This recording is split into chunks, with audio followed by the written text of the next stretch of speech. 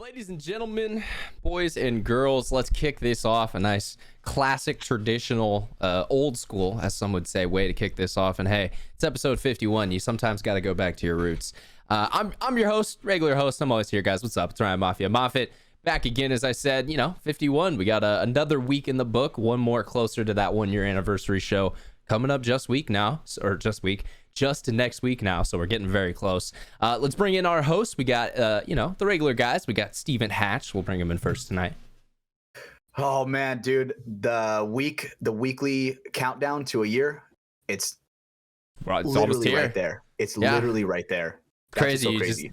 It's like the calendar montage scene in every movie. The X's are going through, and we're getting closer and closer. And now the big red circle next week. How so wild. It's crazy, man. You guys may actually get to see Evan again. That's exciting. It's let's bring someone back from the dead, hopefully. But speaking of bringing people, I was trying to get a segue there, but it wasn't that clean. Let's bring our boy Brando Baird into the show. How you doing, buddy? I'm good. Yeah. I'm freshly showered. Hopefully my camera doesn't overheat this time. If I get stuck stupid again, just know it's overheated. Yeah, I do appreciate your face. I mean, it made it through most of the show, but your face last week towards the last couple minutes was just this deeply inquisitive, thinking, thoughtful face, and I enjoyed it. I thought it was good for kind of how that show went. Made me feel like everything was interesting, no matter what we were talking about. Yeah. Or at least that you were focused. Question, Brandon. Reading the room. Yes. Question. Did you pull a Cartman at that point and then just walk out of the room? I went to bed, actually. It was past my bedtime. Damn it. Did you know you were frozen? Did you know you were frozen? I was hoping.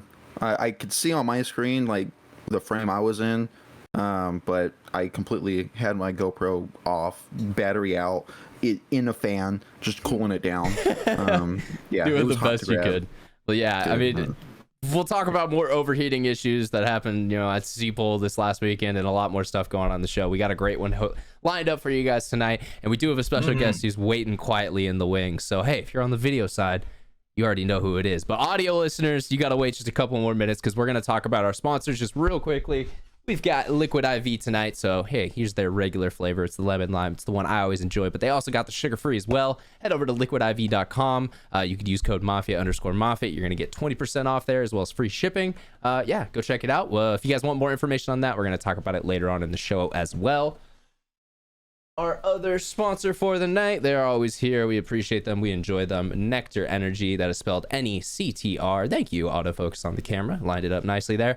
We got, the two flavors, mango and ice. I'm going to grab one tonight. Which one should I do, boys? I think it's a midnight. I want mint. That sounds good. Okay. I was going to say mango, but you know what, Brando? I'll let you decide. You're the tiebreaker, Mint. Brando. Mint? Yeah, all right, mint. yeah, that's 2 for mint. That's an executive decision. We appreciate them. If you guys want to head over to NECTR, NECTR.energy/MafiaProductions, you can get more information about the product. And as well as the Glad IV, we'll talk about them more later on in the show. And then last, but definitely not least, our Patreon members. We got to talk about you guys because you guys have the opportunity to win this awesome Nick Laval piece. It is a Love All headband. It's part of his signature series. It's got his signature embroidered on it. It's kind of cool. One of our lovely Patreon members are going to get a chance to win this month. So we'll talk about more about that and the rest of the stuff going on with that. Subscribe. Get him frosted tips. I was just going to say, we also got frosted tips. We have the origination of that today, so we're going to talk about that more story and more later on. But let me throw this pouch in. And let's get into this, guys. So without further ado, it's been long enough. Let's bring our guest into the show. We got, the newcomer on the block, a face I, been seeing popping up this year. And, he's kind of getting into the game. It's been fun to meet him at events and see the art that he's putting out there. Let's welcome him into the show. We got ShellDaPhotos, or Dan Shelley. What's up, man? Let's go. Hey, what's going on, everybody? Super glad to be here. And yeah, you're right. Definitely super new onto the scene. This time last year, I don't think anyone knew who I was. Besides some folks in the really lower divisions that are really old. Yeah, super excited to be here. Well, yeah, Nice, man. I mean, welcome. yeah, happy Thanks to have for you being on. here, bro. What up, Brandon? You good? I don't know. Yeah. You started roboting. Huge lags. Yeah. Oh, okay. We'd have He's already overheating. God Shit. damn it. Brandon, tell him to get off the Wi-Fi. I thought we talked about this. We're gonna, verbal threats are gonna escalate to physical violence. All right. Yeah, and then I'm gonna end out on the streets. end up on the streets. Hey, this show will be more entertaining when you're by like the side of a like house, maybe just kind of out in the middle of nowhere. You know, kind of some people randomly walking by at times. Oh my god, like it's gonna be a bunch of... using the Starbucks Wi-Fi to record the show. Yeah, dude. Just make sure you don't tell anyone they're looking smug as they're passing by. But getting back into this show, we got the originator of, I feel like, the puka shell movement that's been going on. It's kind of, I don't know, something fun that's been happening kind of recently in the game. I mean, what's the story behind that, Dan? Like, you know, that's something that's kind of come out of left field, and it's you know, it's become a hashtag. It's become something kind of going on in the game. Yeah, it's kind of big. I'll actually drop some news on the show, like while it's like in breaking news here. But where that came from, so when I started, you know, years ago, I think 2003, 2004, it was huge, right? Like paintball back then was all California based, and you know, it was all the kids. It was all, you know, when Ryan Greenspan was blonde hair and frosted tips, and everyone had like some type of shell going on. And getting back into it this year, you know, I'm still seeing like all the old swag that's out there, like all the Iron Kids, all the broken sandanas, like that have all the holes in them. People are busting out like the old school JT pants, and it's like, man, you know, like what can I do to kind of bring something back to the sport that was super important to me and my generation? And I saw a picture like, oh, that's it, it's freaking puka shells. Yeah, man. Yeah. Hell yeah. Yeah. Well, and so, go ahead. No, I mean, that's just a great point you touched on. Kind of puka shells do have a legacy in the game. We'll talk about it a little bit more, but I got challenged by one Matty Marshall to complete the look. And in his sentence, one of the things he was saying was frosted tips and puka shells have a winning record in paintball. So apparently, you know, it's been in the sport. It's been a thing. You know, if you want to win, you need what? You got to have like a shocker or some shit. You got to wear JT stuff, and then you got to have puka shells. That's what the kind of the formula was way back in the day. Mm-hmm. Exactly. I was looking through some old pictures because like I'm working on, you know, some kind of marketing for what I'm going to do, and I actually found a picture of Matty Marshall with like a very small puka shells around the neck. I'm like, oh, there we go. We got one. Yeah. Yep. So, but yeah, it's been cool to see like you know, a lot of folks are starting to get behind it with a lot of trends. You know, like it starts really small, but then if you have like a big name that gets behind it, and then like people are like, okay, like if this guy's doing it, it's got to be kind of cool. Oh yeah. So like, you know, Ryan, when you posted that, and then when Maddie responded, it just kind of took off. Yeah. Gave it validation like a little bit. Yeah. Yeah. Oh, shit, Matty Marshall said so. Yeah. Yeah. No, it's true, because like I started to get DMs of like, hey, I just ordered my puka shells, or like, do you have like a discount code that I can use? It's hilarious that you say that, because last night I literally had someone DM me a picture of their puka shell landing, and I wonder if he sent it to you too. Shout out to Pops, Ryan Matthews. But yeah, man, he's getting into the game. And that's funny, because that's another guy kind of like yourself who was playing actively in the game when that was, you know, something that's going on. So I guess, you know, for him and you, it's a little kind of harken back to your childhood era a little bit, or, you know, when you were, you know, playing in the game a little more. Yeah, and it's cool to like have that piece of, you know, bringing it back. And then it's also cool, like, you know, you go to your local fields, there's a lot of younger kids there now, like, you know, teenagers and kids. They don't even know about this, right? So like they feel like, oh, like, why are you guys wearing that? And like we get to talk about it and explain it. And then to see them at the field the following week with a necklace, like, okay. Like, yeah, you know what's going on. Yeah, man. it catches on. Well, and that's a great point, because we do have all these kids, you know, teams that we're starting to see pop up, which is great, you know, thanks to the NXL starting a kids division. And I always give the NXL credit where credit's due. That was a great idea. Now we have more children kind of getting interest into the sport at an earlier age. And, you know, we see like, I know the Infamous Kids team, we have the DMG kids. I know there's like a Fit Kid teams. Yeah, MO Kids. Like all over the country now, you're seeing these camps of, you know, 10 to like 13-year-olds who are going out there to ball against guys who are the same age, and it's cool to watch. But yeah, as you said there, it's like they weren't born when that stuff was going on, so we got to teach them a little about that history. All right, I gotta say something. Low key, I am one of those kids. I no joke, I got into paintball like 2014. Yeah. Right. That was way you were alive. The prime time. I just alive, said they weren't born. I didn't even know of it yet, though. So yeah, now but like you guys are showing me a culture that I didn't get to experience. So, but now not only showing me, we're revamping, and I get to be a part of it. Yeah. I just tried to a bit, and really, I feel like the puka shells in general all came from like that California surfer culture, which was just exploding in like the mid to late 90s. That was really incredibly popular, and like, you know, everyone like Point Break, like movies like that literally are kind of just based around that like whole kind of surfer mentality and culture that was becoming very popular at the time. I feel like 2005 Ryan Greenspan, no shirt, couldn't tell if he's a surfer or a paintball player, could not tell. Did you see he literally almost died from a tsunami apparently this last week because he wanted to go surf at some remote island somewhere. I don't know the full story, but that's what I've gotten from it. What a flex. that's your dad now. Experience. Come on, calm down, Ryan. Like, you know, chill out a little bit. He's still living that life, you know, living that puka shell life from 20 years ago. I guess. Well, and it's funny, you know, because everyone wants to talk about back in the day. You're talking about, you know, the pros of our sport and kind of making them akin to like extreme sport athletes, and some of them are just in a way, like, you know, like we were mentioning there with Ryan, like he's done like extreme, you know, like aerial like snowboarding, like being dropped off the top of a mountain and just sending it, like, you know, that's kind of that adrenaline stuff. That is probably one of the reasons why he chases the passion for this game so hard. Of course, I'm speaking out of turn here, but you know, it's adrenaline, and it hooks people as much as dirt biking or snowboarding or motocross hooks those people in. Yeah, I have so much respect for that man. He's done so much for our sport, and like, you know, I think for you guys who, you know, just got to the game, you know, 2013 or 14, go back to Ryan's YouTube page, like hit the reverse and go back to his first few videos. His hip slide videos? Hell yeah. He used to do travel vlogs, like vlogs, yeah. Gearbag videos? Mm-hmm. No, not even that, like travel vlogs. Like he would travel the world and he was like diving with sharks and like all the stuff you guys are doing next week. Like, oh, I do remember that. Yeah. I remember that. And so like he was, you know, scratching that itch, but like he always came back to the sport. Like always, it never did it for him. It was always paintball that fulfilled it. So it's a big thing.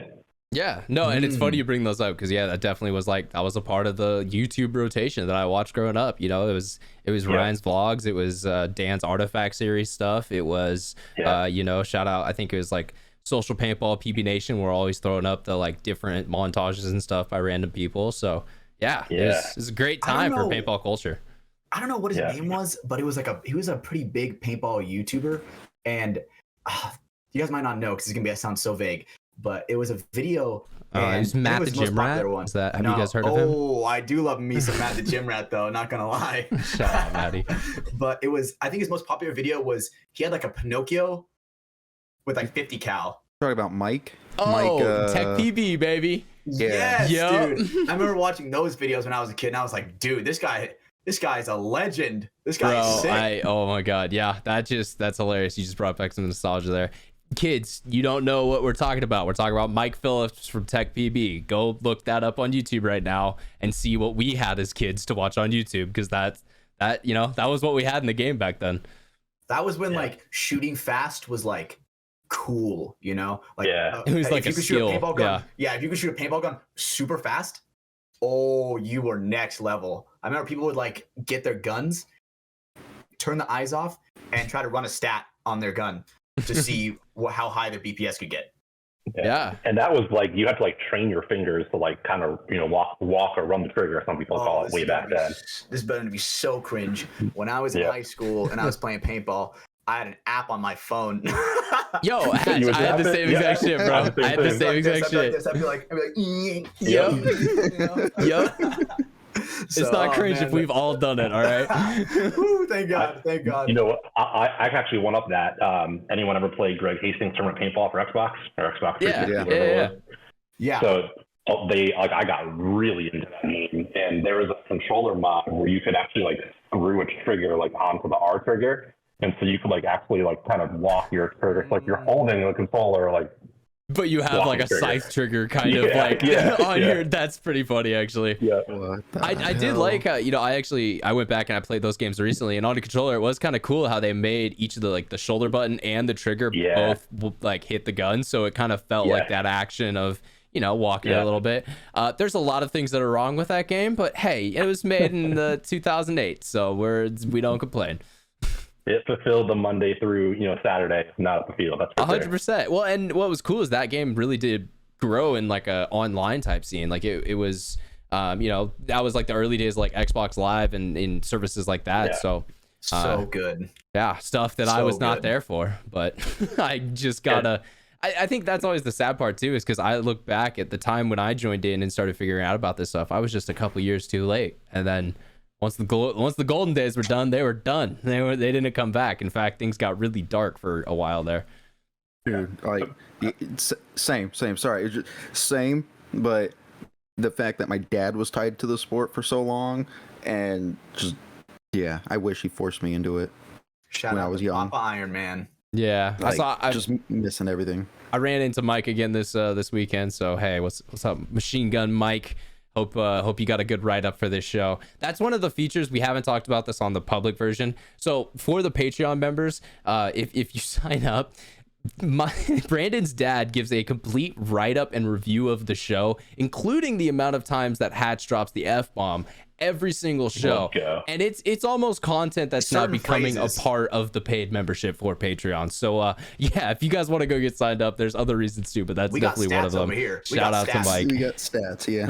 We got the Bad Mike report of the week or something like that. We'll got to make a segment for that.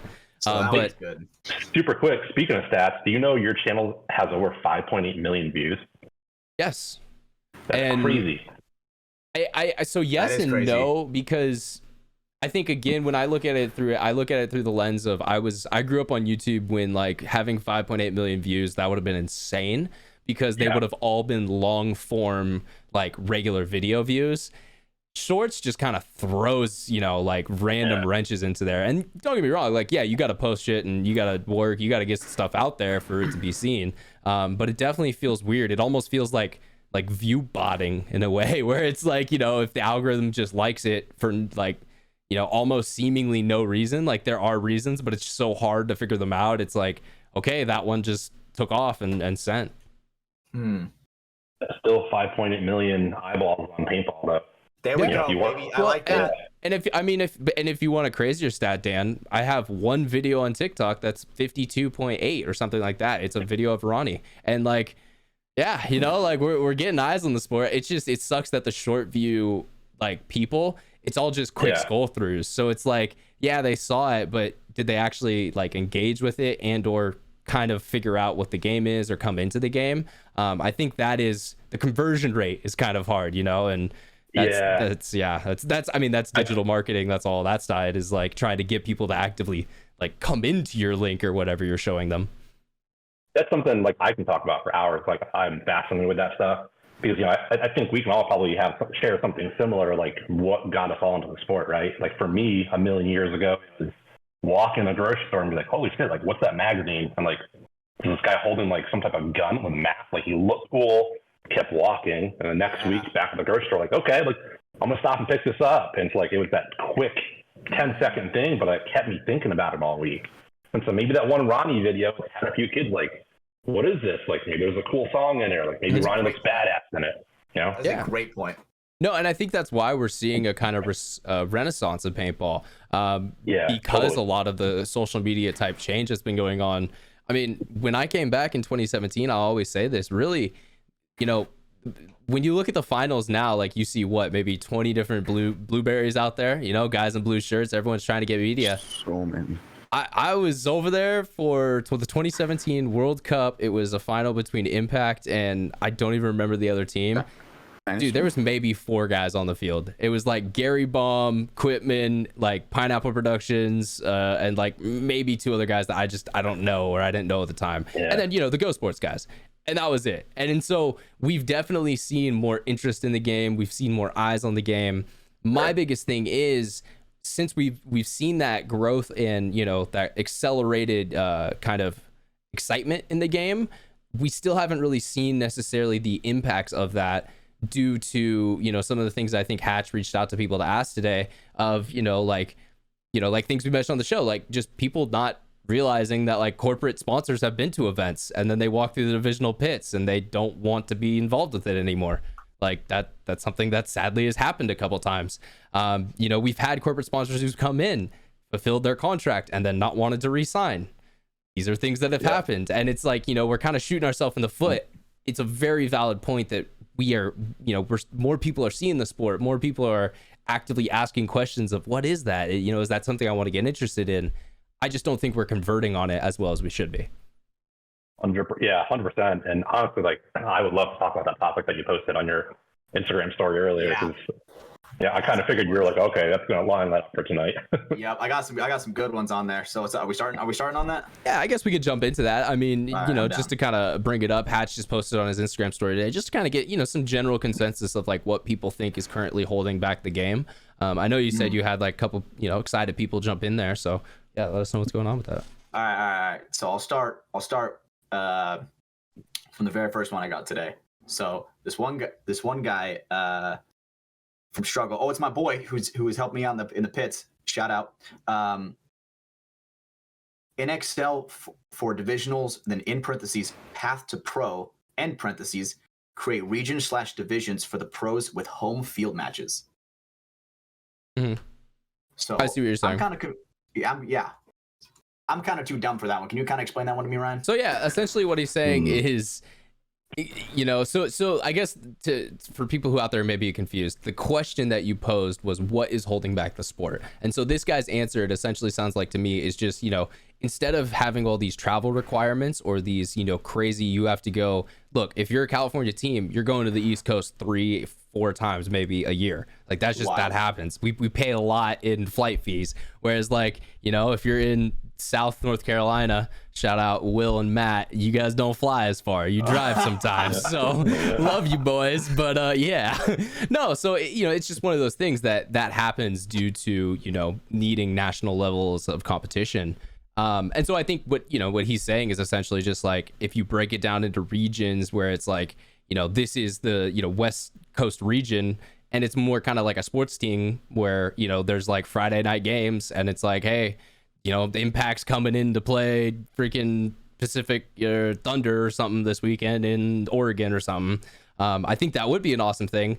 I don't know, like that isn't necessarily something we've tried in our sport, which I don't think is a bad thing. Like we definitely need to be trying different things. Maybe experiment with it, maybe. Yeah, maybe if the solution is a season type thing, but I don't know. Like I think we were close with it a long time ago, and I could be wrong here, but I feel like somewhere towards the end of the NPPL days, they tried to break up the pro teams by region. And so like at the time, I think it was like the New England Hurricanes, or of course in the Northeast. I vaguely remember this. Yeah. Yeah. And like, it was the Oakland Assassins was out by you guys, Dynasty, of course, Iron Men.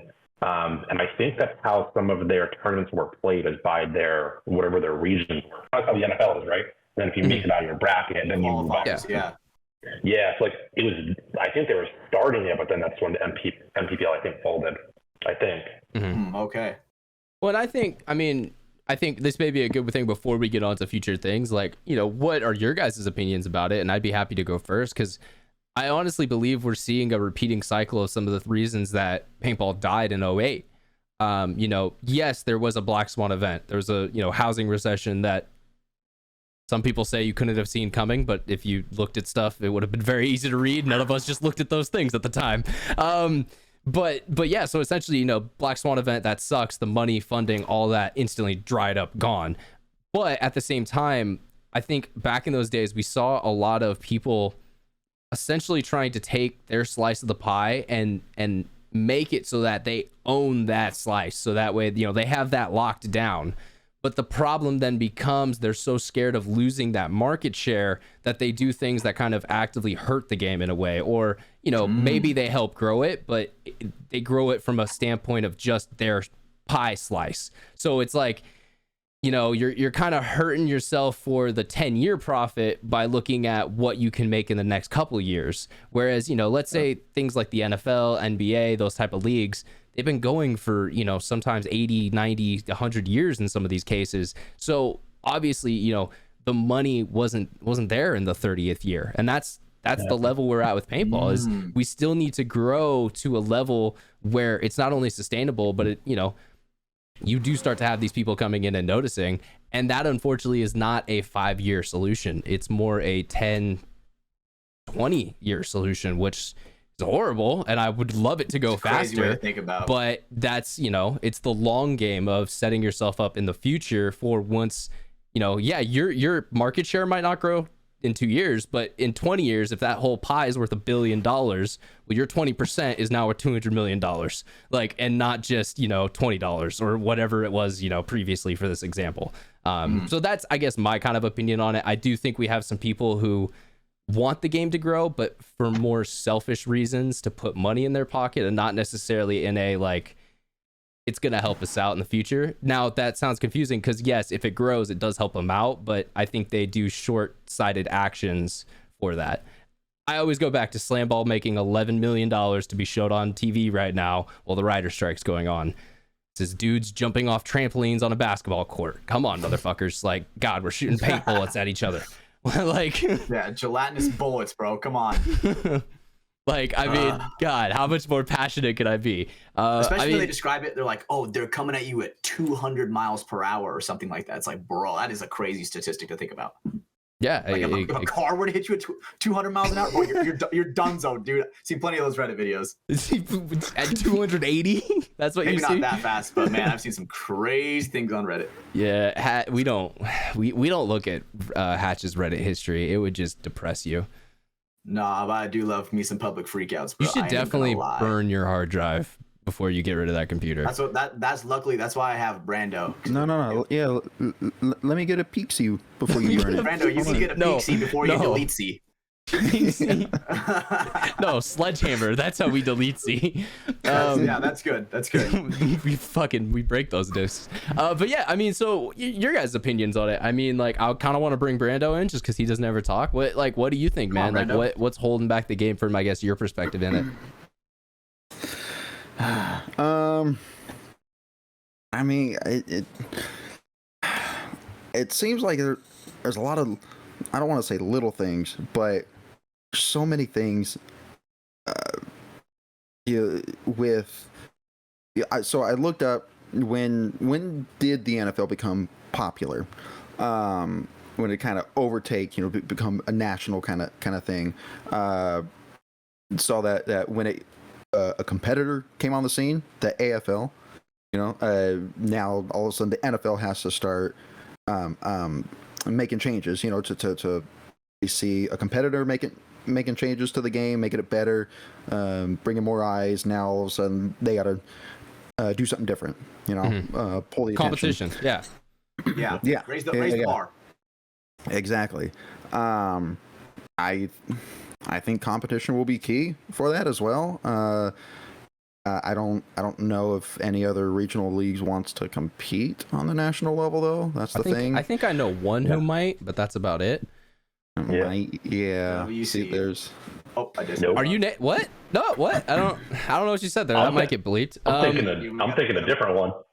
Okay. Oh, I think I know which one you're thinking of as well, because yeah, there are definitely people who would love to. I think you make a great point, Brandon. Competition, I mean, it would force the NXL to have to make changes, whether they're, the right changes, wrong changes, I don't know, but it would be, they would have to try something at that point.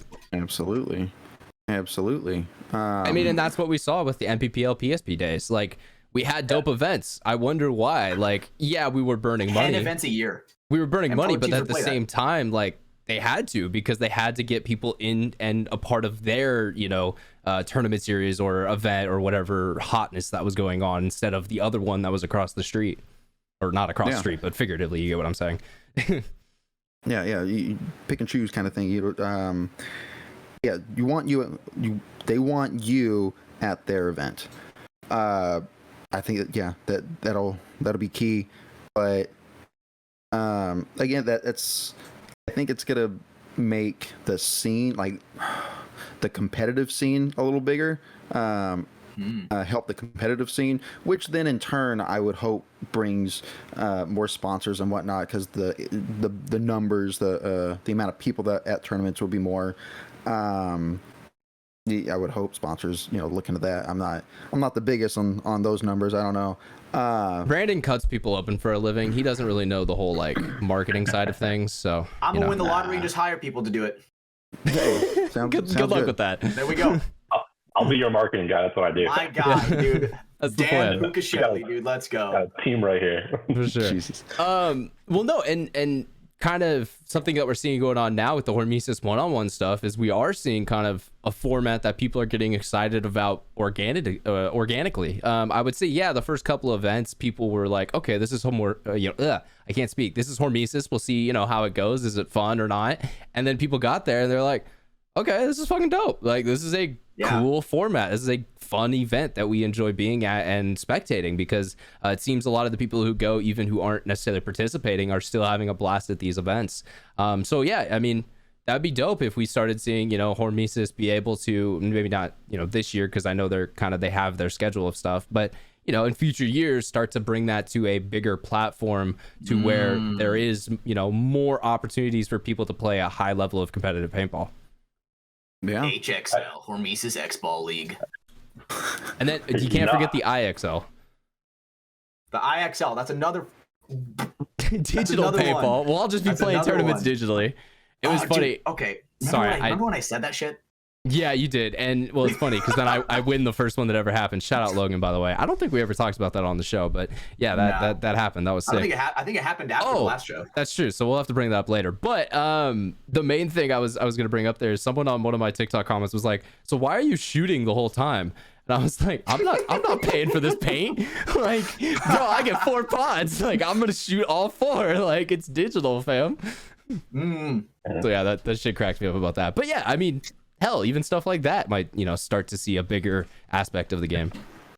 So like, if I can jump in there, when I heard about that Hormesis League, that to me, that was like, boom, that's the ticket to like get us to explode.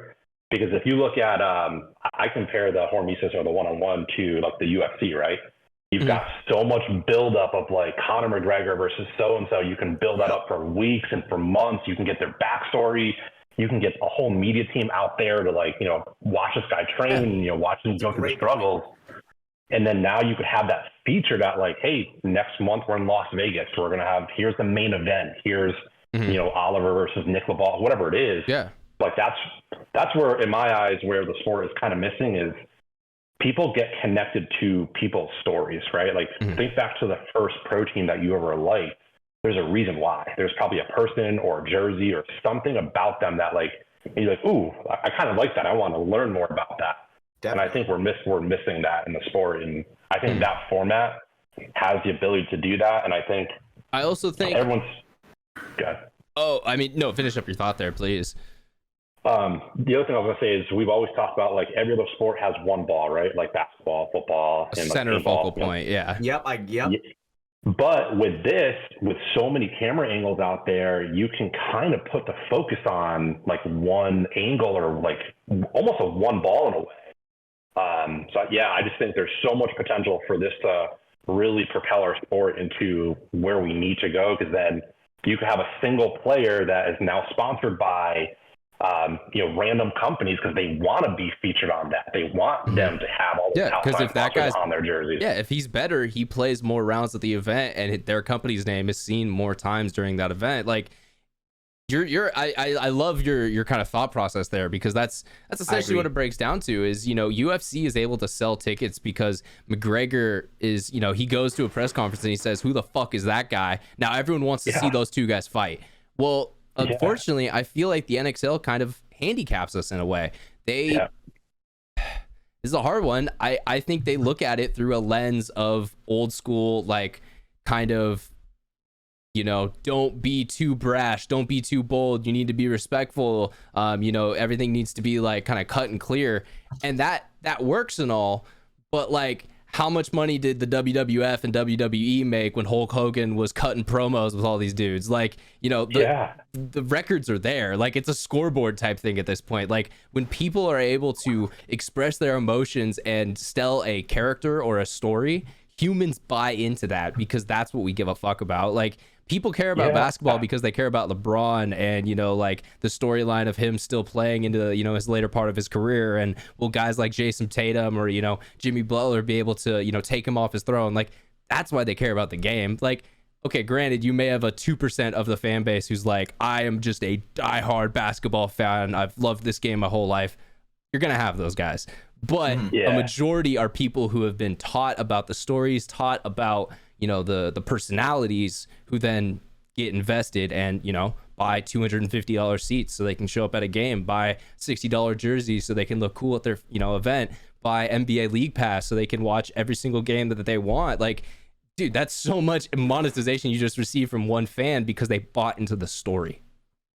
Yeah, you're spot on, and I think as you're saying that, I kind of got my wheels thinking too. Like the NBA is now doing, I'm not a big basketball fan, but I know they're doing that whole courtside thing where you can pay to like have a virtual like seat courtside essentially, like to bring that experience to more people. That's wild. Because that's something that normally they'd only be able to sell to 40 individuals, but now they can sell, you know, they can have one camera and a seat and sell that seat to 80 different people. So it's like, these sports companies are very good at making money, guys. And we don't, I don't think we take enough of the, like, we just look at the big things they do. Like, oh, they're on TV. They sell their licensing rights to TV. That's how they make money.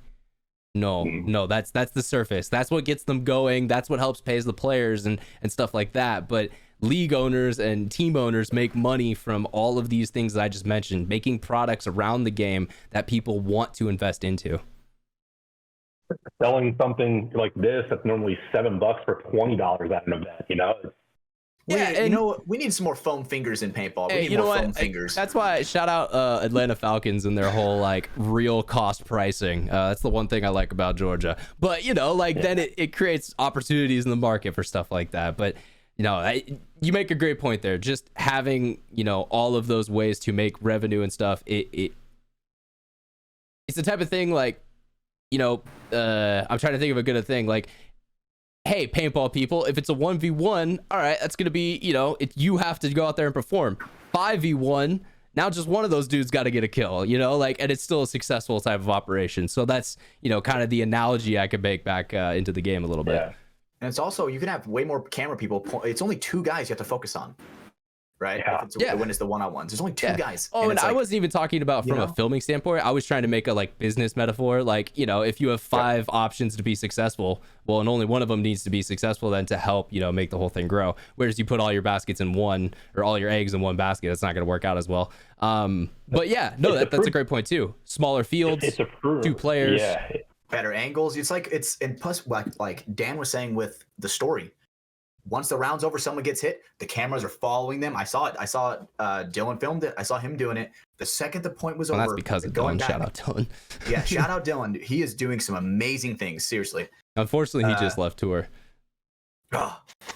But they got Danny on it, DQ now. So Danny Quinn, which is, I mean, dude, he was a member of Dirter back in the day. So like, guy knows what he's doing as well. So, and I like that they're doing that. They are kind of breaking it up and having different artists come in and kind of take their, you know, interpretation of what the vlog series is and stuff like that.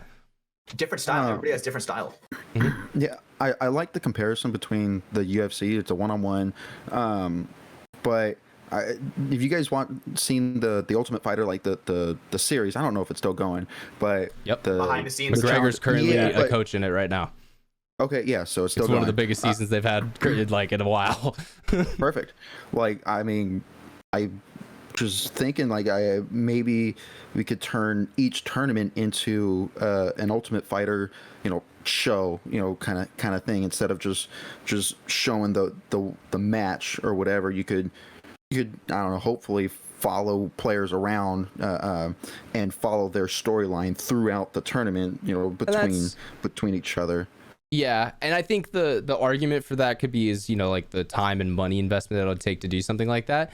Yeah. But that gets a lot easier when you need to follow 20 guys versus, you know, 160 that are currently on teams. Like, you know, when you just look at the numbers amount, like, take, you know, F1 for example, they only had to focus on 20 guys and not even everyone wanted to be in it, so they only had to focus on 12 guys or something like that. So you're able to split that screen time up a lot more. Whereas, dude, paintball, we have like 30 or 40 different like huge influential figures that people want to hear from, which is great. That's actually like, that is a good thing that we have those guys in the sport and that we have people who you know, are fans of the top level players.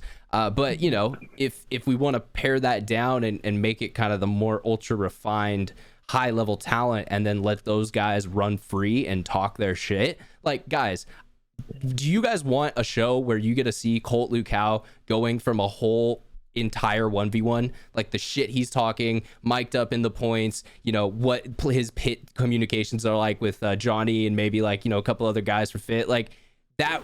How many people out there would want to watch something like that? And that's essentially kind of what the Hormesis format is that they're setting up. And I think that could be a very entertaining and great thing for the sport. And like with the UFC, where they follow them into the pit. Oh, my bad, Dan. Go ahead. No, I'll say, like anything with that, what you're doing is you're creating a hero and a villain, right? Yeah. And people are going to always pick a side. Or like, I love the hero or I love it. Know? Exactly. Sorry, go ahead. So, well, shit. And I forgot what I was talking about. Let me think. I mean, I can jump in. So, okay. No, go for it then. So with it being kind of related to the UFC, you know, it's like when the point's over and they're going back to their sides, right? You can see the mental fortitude, the grit that everybody's having while they're filling up their air, while they're getting pods on their back, you know, just like how in the UFC, when they're kind of like leaning against the back end, their coaches are talking to them like, okay, yo, this is what he's doing. He's using his focus. There we go. He's like, yo, this guy, you're just pummeling this guy's left leg. Just keep hitting that left leg, right? You know what I'm saying? Does that make any sense? Yeah, well, you see that moment where like, oh, I'm down 3 points. This is that oh shit moment where if I don't turn this around, like I'm done. And then you can see that momentum game. Moment. Yeah. Absolutely. Yeah. Well, and it's so. I mean, all right. So this is kind of a funny kind of personal anecdote about all the WWE stuff, and the reason why I've been looking into wrestling a lot recently. So. There's actually a person that I grew up with and competed in dance with. You know, I think I've said that on here before that I did that shit back in the day. One of the girls that I was on and I mean spent a lot of time with on teams and shit when I was growing up is now a member of the WWE. She fights underneath the name Maxine Dupree, and she recently just competed and had her first like fight in the ring. She's been building up a character for like 2 years to finally get to that point. But it eventually got to where it was just such a, you know, popular character and people wanted it. And so she went from the small little starter series to now she's on Monday Night Raw and she's a face and there's a heel who's against her. And, you know, it's just the basics of storytelling. And that's kind of what I've seen her now lay out over Instagram and stuff and, you know, all these things that they've been doing. So it is a working formula. It does work.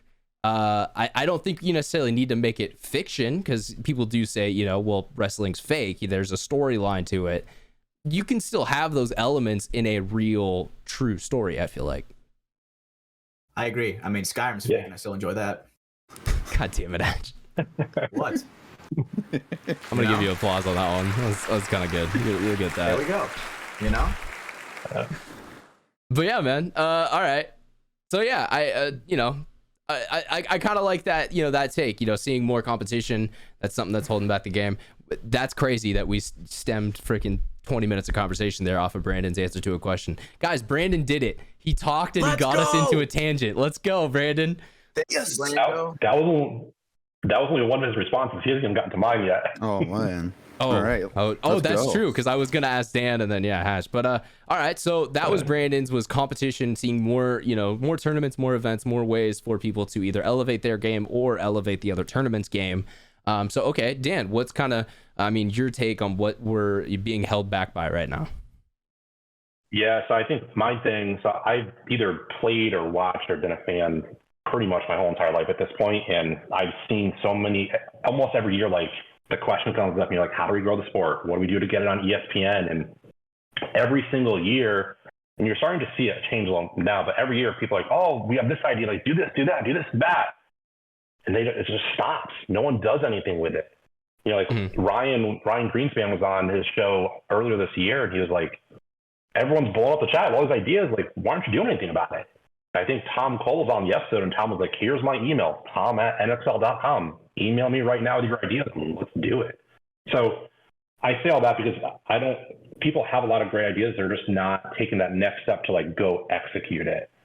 I think for me, seeing the age of the sport, right? I think the median age in the pros is what? High 20s, low 30s, I think right now. It's creeping into like the middle 30s even. It's getting up there. So right, and so like if we're not doing things on the opposite end to get people to sport at a younger age, like we're gonna burn at some point. And so I think what we're doing with 50 cal is great. I think what Gel Blaster, with having Gel Blaster there, like that type of thing to get kids introduced at the field, at the events, they see how much fun they're having is great. There's still more, right? And so to back up my own actions, back up my own words, I was thinking like, damn, what can I do? Like, what can I do to help grow the sport?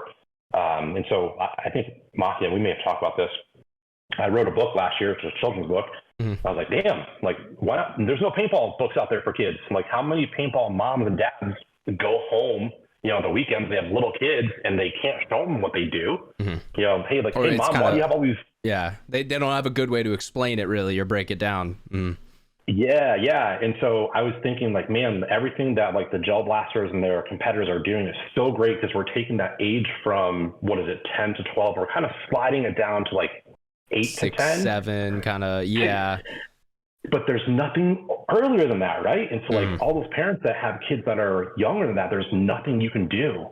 So like, that's what I want to do. And so I partnered up with Ryan Greenspan and Dynasty this year, and we have a children's book coming out at World Cup to help bring kids in at a much younger age. That is so start bad. that. So I say all that because, like, if you have an idea, like, just try to go after it. Like, throw it out there, see if it sticks. Email somebody, email Tom, and say, like, hey, what do you need help with? Let's jump on a conference call. Like, here's the ideas that I have that I can help with. People are so open to, we want our sport to grow. People are so passionate about growing it. Like, let's turn these ideas into a next step. Yeah. I think the overall point I very much agree with. I do think there needs to be more action in the game. I think the problem becomes too sometimes when we do kind of formulate these ideas and these plans, they become so grandiose and kind of hyperbolic that it's like we can never really achieve those, and then so we kind of never try. So yeah, like I do agree from the standpoint of take me from example. The thing I realized I could do is I could create content and I could put it out there. I mean, shit, I've posted almost 1,000 different reels of paintball content now. Like, that's what I've been doing and working on. And you don't have to do stuff like that, but even, things like, I don't know, just trying to get the sport out there to more people, sharing a video, like simple things like that, like seeing a funny, post of whether it's our podcast, Play the Game, Spick or Span, Center 50, In the Pits, like any of these guys who are creating content for the game and helping to grow that and expose that and share that. Because that's the thing I've always said with any sort of this type of media stuff is a rising tide lifts all boats. Like, if more people are just actively interested, there's going to be more eyes. There's going to be more, for the honest truth, just money to go around to support people to create more content and to create bigger and better brands and things. Yeah, you're spot on. And I think it was kind of back to what Brando said earlier. I think he said it about, like, competition breeds competition, right? Like, if it's only a random company, if it's only Lone Wolf out there, they have a lock on everything, right? But if we have another company out there, like an ANS or a BFP or whoever it is, they're now going to compete and they're going to raise each other's games. So, like, okay, they're putting out content every week. Well, let's see if we can put out 2 pieces of content every week. And not even from like a content standpoint, just from a consumer standpoint. Let's say there's only Lone Wolf Paintball. Well, they're probably going to charge a couple more dollars for their markers than they would have to. But if BFP comes in here and now charges, what they can when still be profitable, well, then that now puts pressure on them. And really, it's the consumer at the end of the day who does win. I do kind of feel, a little sympathetic because obviously we do need these companies in the game. And so them just driving each other out of business obviously isn't good. There needs to be some sustainability. But yeah, general competition, making it so there's not just one monopoly in town is usually better for the consumer themselves. Yeah, I totally agree. Mm-hmm. Yeah. All right, Hatch. So we've heard everyone else's. What's your thought? What's holding back paintball, brother? I don't know. That's why I read everybody else's. God damn, I hate you. That was such a good opportunity to say puka shells, but it's okay. Puka I'll let that shells. slide. There we go. Hatch just phones it in. If it's not Crocs, he's Dude, the power of editing.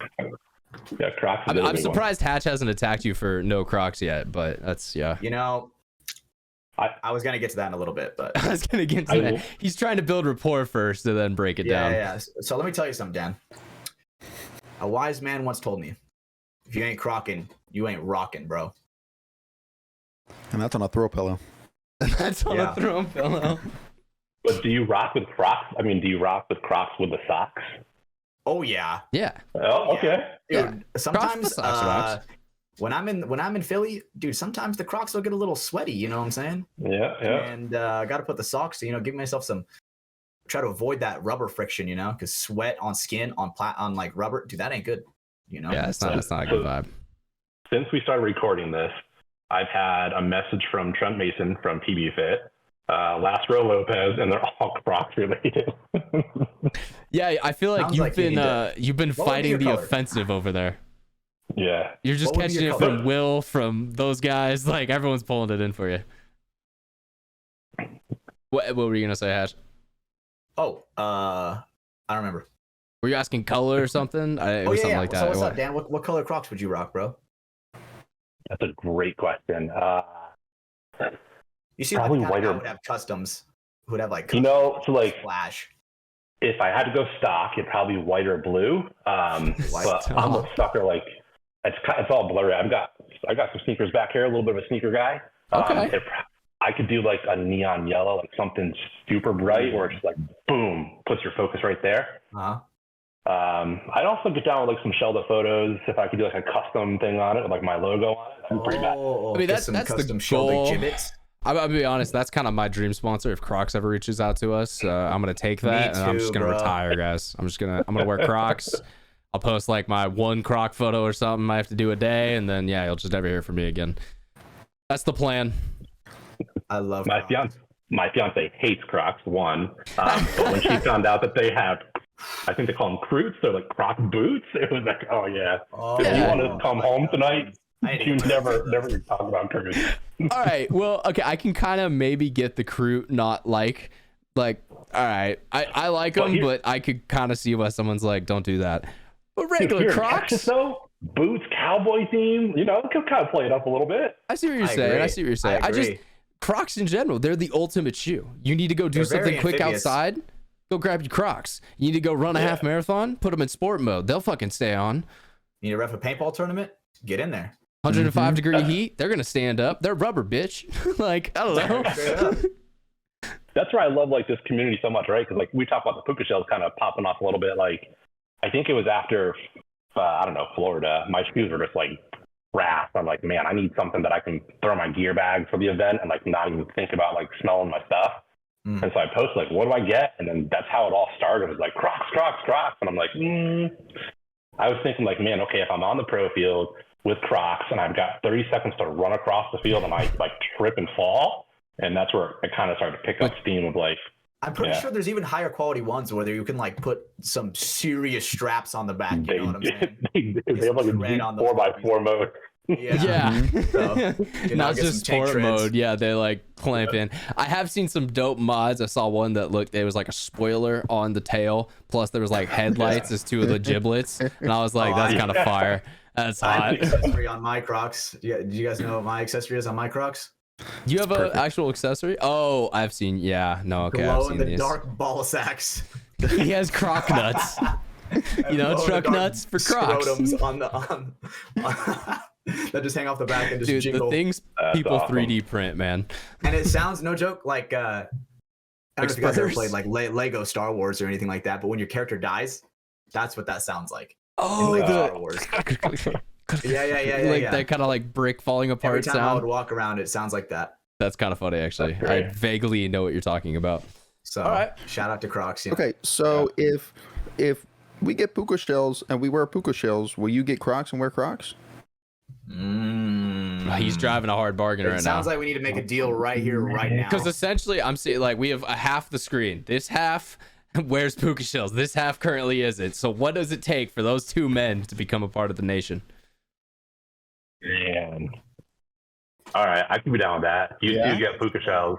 But here's the thing. It's two things. You've got to wear them on the show religiously, and you have to wear them at NXL events. I ain't even going to take them off. Done. Yes, done. Deal. All right, so guys, live on the show. Ink's been signed. Yeah. That's a verbal contract, not actually verbal. I'm meaning like the verbal, actually Shout out the to word. Verbal. Shout out to verbal, by the way. But that's a verbal contract. These men have signed it. So these two will buy Crocs, and this man below me will buy himself. Or wait, no, those two will buy Other puka way shells, around. and this man below me will buy himself some Crocs.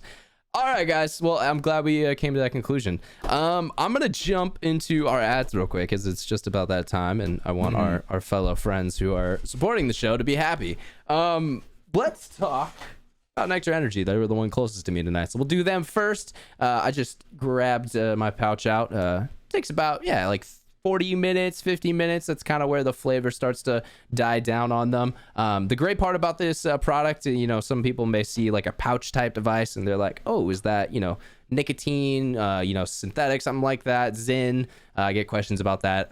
No, so this product contains no tobacco, no nicotine, no products like that. The ingredients in it are caffeine and cognizin. Cognizin is a neurotropic, so it's been studied a lot recently, just showing that it helps kind of stimulate the brain and help it kind of fire faster and remain focused. So great things that help out. I know Hatch always uses them, like when he's driving, when he's playing at the field a couple times. I throw them in before the show. They kind of get you pepped up a little bit, maybe, kind of get you focused, ready to go for whatever you got going on. So we appreciate them. I definitely enjoy the product. They actually sent us some more, and we're going to be throwing some of those into the Patreon giveaway this month. So some of our listeners are also going to be getting a couple cans of those as well. So we got a lot to give away.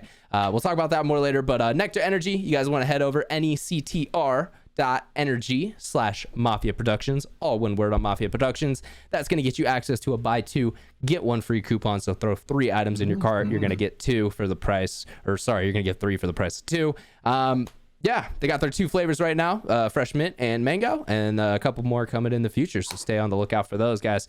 We appreciate them supporting the channel and the show. And go pick up some for yourself and try it out.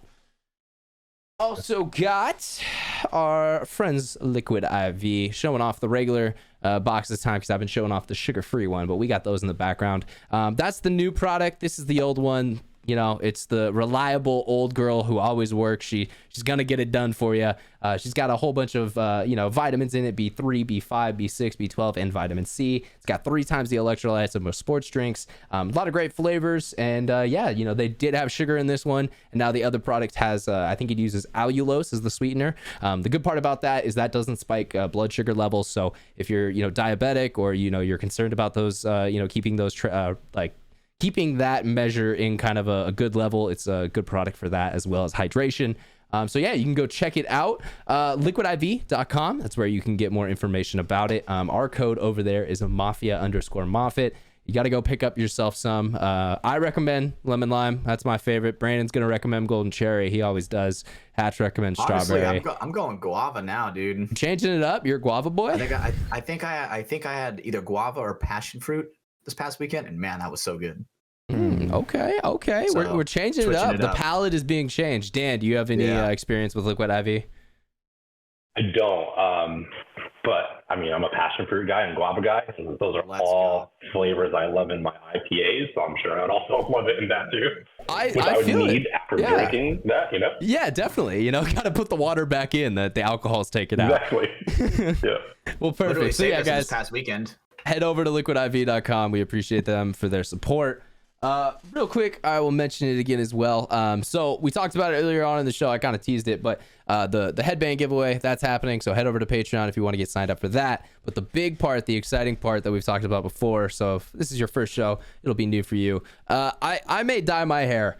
I'm making a bad decision, but that's something that may happen. And I say may because it's all on you guys. Honestly, so the whole idea is I'm gonna have the puka shell and frosted tips look at World Cup. But the thing that is holding that up is your guys' support for the Patreon. So once we get to 50 concurrent members on that, we're gonna do it. We're gonna set it up. We're gonna I've actually already talked to my barber, and he's gonna be happy if we, or not happy, he's gonna be okay with us coming in and film it and kind of getting some of that stuff up. So that's gonna be some of the Patreon exclusive content. I'm scared, but at the same time I'm not scared because you guys won't do it. Pussies. Yeah, that's right. I agree. But head over to patreon.com/MafiaProductions. Prove me wrong and make me look horrible at Cup. But God, kids are going to be laughing at me on the plane, man. That's the part I'm the least unexcited for. At the Nah, I don't think event, so. it'll be chill because everyone will get it, but like it's getting to the event I'm scared for. If you're that No. scared, just put on a hat. Well, no, like here's the Wear a thing. hat. That's more people. That's more people asking, like, "Hey, what's this about?" Oh, this is paintball, and then you can talk about I'm it. growing the game personally right Exactly. there. Exactly. Think of it like that. You gotta Man, check really out my are. Patreon. I make content for paintball, and yeah, I'm so cool. Yeah.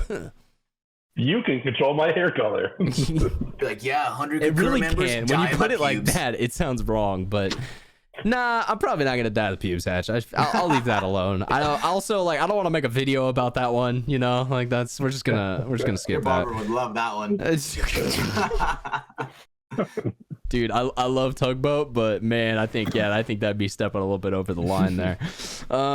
Well, yeah. All right. I mean, jumping back into the show, I do have to mark that down time-wise real quick. We are all good there. Perfect. And stalling. Okay. Do you guys want to talk about SIPO a little bit? I mean, I know we talked about a couple of the reasons. Did you, I mean, skim over that, Hatch? Were there maybe a couple more reasons on that list you wanted to get to before we jump into that stuff? Yeah. Let me speed run through these like a good old fashioned good game.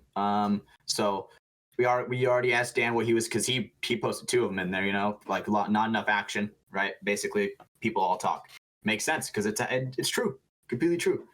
We got another one where it says money of the sport and the gun stigma of it being violent and brands just need to give it a chance, which is very true because, you know, me personally, I'm a big fan of these brands where like as in like violence and like the hate brand. I like those brands. I think that shit's fire. But right, sometimes a mom might not like that, you know, like that for they're getting their son into the game, you know. Yeah. Or maybe I guess that's like it's hard because it's violent is such a broad word.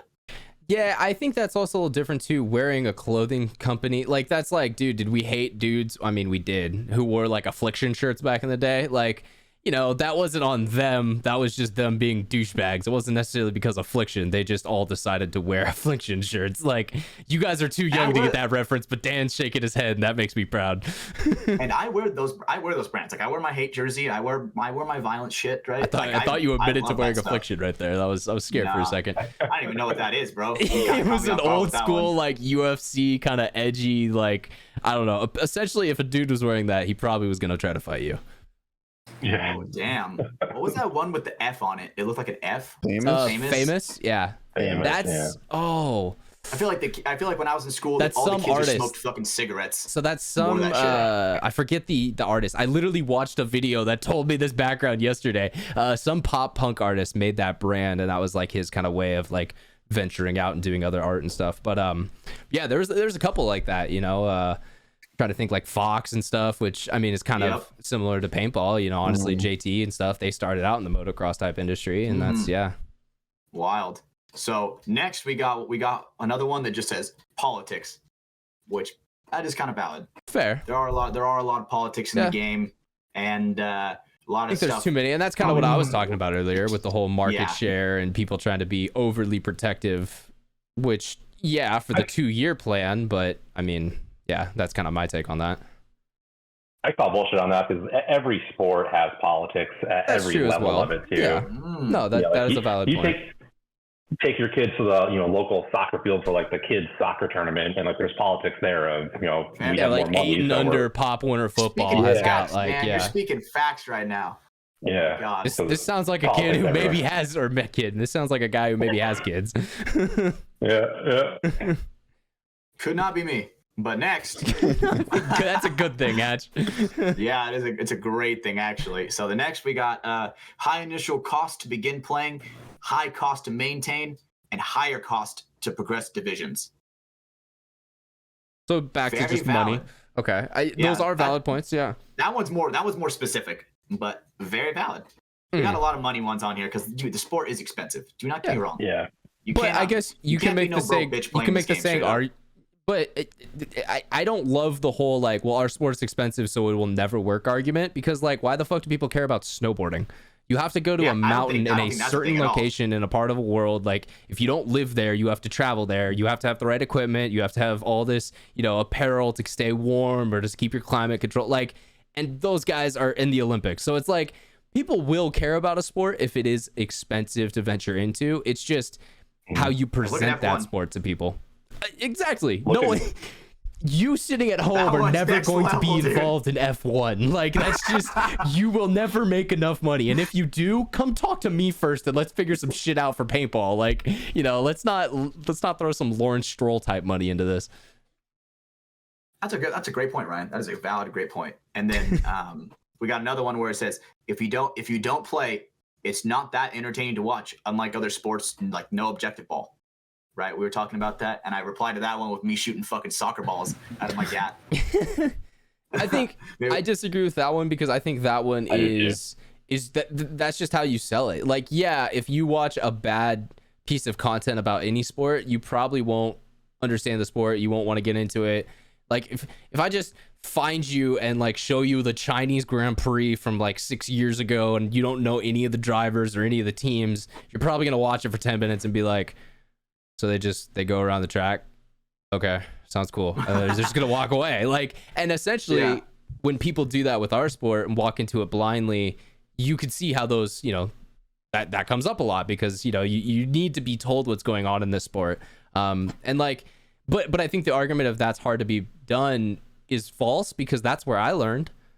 Like, guys, I never played a paintball tournament until I went out, until MeCTR at fucking PB Fit 2 years ago. That was the first paintball tournament I ever played in my life. I've watched paintball since 2012 and I knew what was going on in those games. I know how race 2 formats is versus, you know, X-ball formats. Like, I was able to learn these things with the knowledge out there and the documentaries and stuff that is out there in the game. But we just have to bring that to people, and that is the hard part. Is that's the marketing. Yeah, I think if I can just, I know you're rapid firing this, but I just want to touch on that really quick. Absolutely. I think every sport has some type of element of that. Like, what's the stigma about having golf on TV? It's boring as fuck, right? Like, people hate to watch golf, but there's a passion around people that do it because they, throughout the whole entire thing, they're jump cutting to like other cards. They're talking the stories of the people that are on the course. They create an entertaining broadcast, very much so. Yeah. And NASCAR had to do that like 10 or 15 years ago, right? Because like when Dale Earnhardt and Jeff Gordon were around, like those were your enemies. That was your hero and your villain. But when he passed away, like their viewership just tanked. And so they were doing things every year to try to, Rupert Dale. They were doing things like every year, like how do we retain that viewership? Like, do we, you know, it's boring to watch a car go around the track 200 or 300 times. What can we do to make that more exciting? And that's so when constantly trying to and that's when you started seeing them do stuff like opening up mic channels. So now people can listen into radio chat that's happening during the event, and like Formula One does the same thing now. That technology hasn't always been there, but like they also, when it was there, they weren't always doing that. And then they realized, oh, now people feel more connected. They can hear, oh, Lando's pissed off right now. I feel like I'm in the cockpit with him. He's my best friend. Exactly. He's not. That's called a parasocial relationship. See, making changes. Making changes. NASCAR tried it. Dale tried it. He, instead of turning left, he turned right. No, okay, buddy. Okay. I saw that one coming. I was like, oh, God. There's some people in the South who are very upset with you right now. Oops. Next one. Next one. Okay, I think these two could probably go hand in hand. This one says spectators have to suffer to actually spectate, which, you know, like, I kind of get that. In a way where it's like, if you're not in the VIP area, dude, you're getting toasted by the sun. But that's with any sport, ever, right? Just like in NASCAR, right? You're sitting in the sun. There's not too much shade while you're in the stand. It's a thing. Yeah, no, like that's like, you know, the people who are in the infield, like motorhomes and shit. Like, yeah, they're just getting baked. They're out there and, you know, in grass, kind of essentially. But there's people who go there for that excitement. Like, indoor paintball doesn't really work. Like, you would need some type of arena sort of facility to make, you know, you would need a dome. You would need, you know, some type of facility like that to give you not only the space, but also the ability to, you know, have all the amenities and stuff for people to be able to watch it and, you know, be ready to go. Mm-hmm. And then that's actually a really good topic. I'm sorry, I don't jump on that. No, you're good. Absolutely. We love this. I want you to talk more, Dan. If you have a thought, please send it. Do not stop talking. So like if we break down that NASCAR piece for a minute, right? Like you've got people that pay $10 to sit on the bleachers, you can't even see the track. Then you've got people who are bringing their campers inside of it. They have that AC. They can go inside, go outside. You've got people that will spend the money to like go on pit road to have like that VIP experience. Mm-hmm. And so you're opening up an experience for a wide gamut of people, and not just like, hey, here's a one size fits all. It's like, what do you want? Do you want VIP? Do you want luxury? Do you want to feel wine and dined, or do you just want to show up with a cooler and get drunk? Yeah, so I think that's something for the where different levels of fans. Exactly, and I think we're on that trajectory with paintball, where we've got like just a generic you can walk around. We've got the grandstands, we've got the VIP section. Maybe there's another element where we've got some tent that has fans in there. The Dynasty Champions Club. That's what they started doing, literally. Legit, it's legit too. Yeah. Or what if we have something on the other side of the pro field where there's like maybe 50 tickets they can sell for like $400 or $500 a pop, and you have a seat right there outside the pits. And so you can watch all the chaos, and then you're that close to the field and that close to the players. Yeah, we're like, so you know how Dan, usually there's like that backline area at most of the like regular tournaments. Yeah. Like, yep. Okay, maybe do we sell like a certain portion of that kind of close to the pits as like a special area? You have a great view there. You're able to see breakout shots, stuff like that. Like, totally. Those are great examples of ideas that are actually pretty simple to implement that might be great ways to help elevate the sport in a very short time. Will they do it? I don't know. Well, the thing with the bleachers too is it also does become a safety concern at a certain point when they get high, like when they get too high. I do think elevated does look cool, but then we're also playing with like the nets need to be higher. Those are going to catch more wind. Like, okay, they have some valid like logistics things there that they would have to figure out, and I do get that's not the easiest one to implement. Yeah, I mean, just going on that quick, like if you were to buy tickets at a football game or a soccer game, tickets at the 50-yard line are more expensive than they are in the end zone, or different angles. And so like we could have, seats or grandstands around it and sell them for cheap. It's like you would force people to watch it. You would force them to have to pay to sit down, right? Because you couldn't just walk up to the net anymore. But so, okay, well, I can pay $10 to go sit over here and watch this. I love breakout shots. I love to watch everyone go out. Or I want to be in the center 50. I want that experience so I can see both sides. I'm going to get shade. There's going to be a TV on. I can hear what Maddie's talking about. Like, it's just a different level of elevation, Maybe some misters. Yeah, your experience. I will say too, the problem that's hard with our events, and as you were saying it popped in my mind.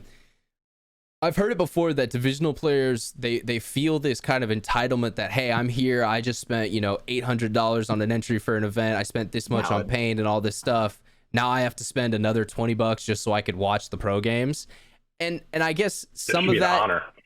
Well, yeah, some of that is kind of valid. I guess it's one of those weird things too, though, where it's like when you go to, a 49ers game, you don't also go and play your own game next to that. Like you don't have your little league football game and then you go and watch the 49ers game. Like, I see why people would be upset there, but at the same time, just going to one and being involved doesn't necessarily mean that you have access to watch the highest element or, keeping that as a higher premium paid experience, because that is a higher premium version of the game. It's a, more fast paced. They play, a more aggressive, more violent. It's a, it gets more eyes on it type of game. Yeah. And you get to see all 8 divisional fields for free. That's true. Yeah. You can go watch the Lone Wolf field. You can watch semi-pro. You can watch literally, I'm going to be honest, you can watch the best storyline in paintball this year for free. And it's Blast Camp and Fit. That's what it is. Like, I'm sorry, but Dynasty's won a lot in pro, and so it kind of makes it like, all right, well, is someone gonna beat them? And hey, Damage did, but it kind of stales out. There's not all these crazy storylines that we're seeing with like the semifinals or the semi-pro stuff. It's exactly what we talked about earlier, where like there's no hero and villain in the Dynasty era right now, right? Like it used to be, Ryan, or not Ryan, but like Chris Lasoya and all those guys versus, like Ryan or Oliver. And then when they stepped on it, you're like, oh, fuck, are they actually going to fight? And that was there's so much trash that was a grade A example of faces and heels. The faces were these young pretty boys from San Diego who could surf and play paintball really well. Well, this dude who looked like a mean guy with a long ponytail and was known for stabbing people on the field, you know, he's your heel. Here's your guy you hate, you know. But when he wins, there's people who are so happy that, you know, he's the one who won, and it's not the, you know, the guys everyone's supposed to like. So no, that's a great example there. Yeah, and I think that's where you're spot on with like Black Cam and Fit right now. Like they're both going to be Jackson and Colt they go at it. Yeah. Like that's why it's entertaining, and respect to those two guys. Like they are both doing their job. They have made people care about the lower division of paintball more so than they care about what's necessarily going on in the pro field. Granted, this whole, you know, finals 1v1 overtime, that was a crazy awesome story that happened, but you know, that doesn't happen as often, I would say, in the pro league. Yeah, totally agree. Okay, so next we got dark shelled paint. That's definitely a thing that we've talked about like 100,000 That's an easy one. That one's honestly, Tom's answer of we can't mandate it. I'm sorry, Tom. That's bullshit. You should do that. Paint companies should have to bring a bright shell paintball, and I think every media person would agree with me on this. It makes it easier to show. It makes it visually easier to see. I mean, hell, that makes it easier for the spectators, dude. That bounce reel that I had this last weekend. Do you guys remember that one where the paint comes off the dude's back? It's a bright orange ball. You can see it clear as day. If that was purple, I would not have that clip. It's just completely different. I agree, and they try to like say it's like, oh, for the competitive edge, you know, you don't want them to see it. Fuck that, bro. When you have Tyler Harmon being out here like, I love the bright ball, let's bring the bright ball back, dude, that is like our most, you know, competitive guy. Like he loves competition and going out there and being serious, and even him, he's like, yeah, let's do it, why not? There's no reason to not. I wonder how many. I'm gonna put that's what I'm doing next on my Instagram. Dark shell paint, yay or nay? That's what I'm gonna do next and see what the people think. Spoiler alert for everyone out there. So when you see it, you know where he thought of it at. If you're a Patreon member, you get to you see it coming. That's what I was thinking. Like, how many pros are actually in argument for a dark shell paint? I don't know. I mean, I haven't heard it. There's got to be some out there. Yeah. I could even see it breaking down like position wise. I would love to see those statistics. Like, are there different positions on the field that prefer more than others? I could see that. A 3 would probably be pissed off when you're trying to, you know, lay in someone and they're just like, well, I see the ball. Ball stopped. All right, now I go. Like, you know, it makes it a little harder. But at the same time, like, okay, then get better at your job. Like, you know, guys, valid. No offense, guys did this all the time in the early thousands. We were using yellow shell ball, orange shell ball. Like, shit was bright. We weren't using none of this like dark black, pink type or purple type shell. And it wasn't anywhere near as accurate. No, but we also shot so 8 times more paint. But the guns are way different. And I think Brando said it earlier, like, it's the small things, right? There's so many small things that we could do to fix it. That's a small thing. That is a small thing, and it's doable. So small. It's doable. And that one thing would just, like, the media game is already so freaking crazy good, but, like, that one small thing would just even explode media, because you could see it now. You could see what's actually happening. Well, and, like, I mean, we have come a long way with all of us now starting to have 4K equipment, 4K 120 type stuff. Like, in the early 2000s, we were shooting on DV tape and stuff. Like, this is a completely different era of quality. But you know what's crazy? You go back and watch some of those old videos, you can see paint better than you can today. Why? Yeah. It's because the shell was bright, and I rest my case. Like, if I can see it better on an SD quality video than a 4K image from today, what are we arguing about? Like, that's it. Exactly. That's my opinion on it, at least. Like, yeah, I agree. Even when it was like on those old school, you know, videos, like what were some of those old school ones that like Heroes for a Day? That shit was bright. Dirter shit. Fucking any of the Push documentaries or the Monkey of the Gun documentaries from back in the day. I mean, like, any of those early 2000s type media content. Now, granted, they were shooting like 15, 16 balls a second, so there was just more paint in the air. But when it's all yellow, it looks really cool. So you know what? My point still stands. This looks like a battle zone, dude. When it's like the slow motion, it's like all paint in the air, just like crisscrossing. Some balls are exploding in air. It's like, dude, holy shit, bro. Looks like hell. Yeah, no, something's going on. It's happening. So wild. Besides, we want to move on, or do we want to?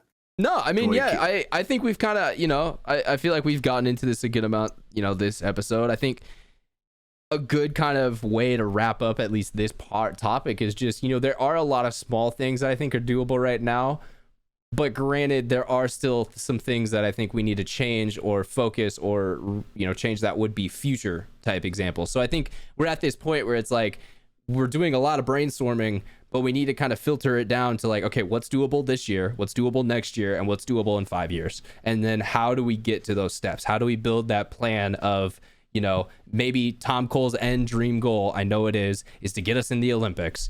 Well, how do we even get there, Tom? What's the plan to get there? Who are the executives that we show the game to? What is the video content that we're going to show them? Like, what are the things that we're doing to get that done? And I know one of those steps was like the WNXL. Now we have a female only version that I know that's literally something that's required to be an Olympic sport. Tom cares about the Olympics because when he was a child, the Olympics were a very big thing. Nowadays, the Olympics have gotten the worst ratings of, ever, but that's what he views the popularity as. So these are the type of things that I'm saying, like, we just need to refocus and kind of modernize our approach on some of these ideas. I agree. He mentioned something. I think it was on the Play the Game podcast last week. Like they had their 200th episode. They had like 100 people on there. Sorry, I didn't listen. I didn't have time. I've been editing so much. I'm sorry, guys. Sorry, Marsh. Sorry, Ty. You're grinding. But he said something that like kind of caught me. So next year at Las Vegas, the first event of the year, right? They're doing an award show for paintball. So like first ever, we're gonna have like a legit award show. But then he mentioned something after. He's like, we're gonna have some of the folks stay after for that week for a summit.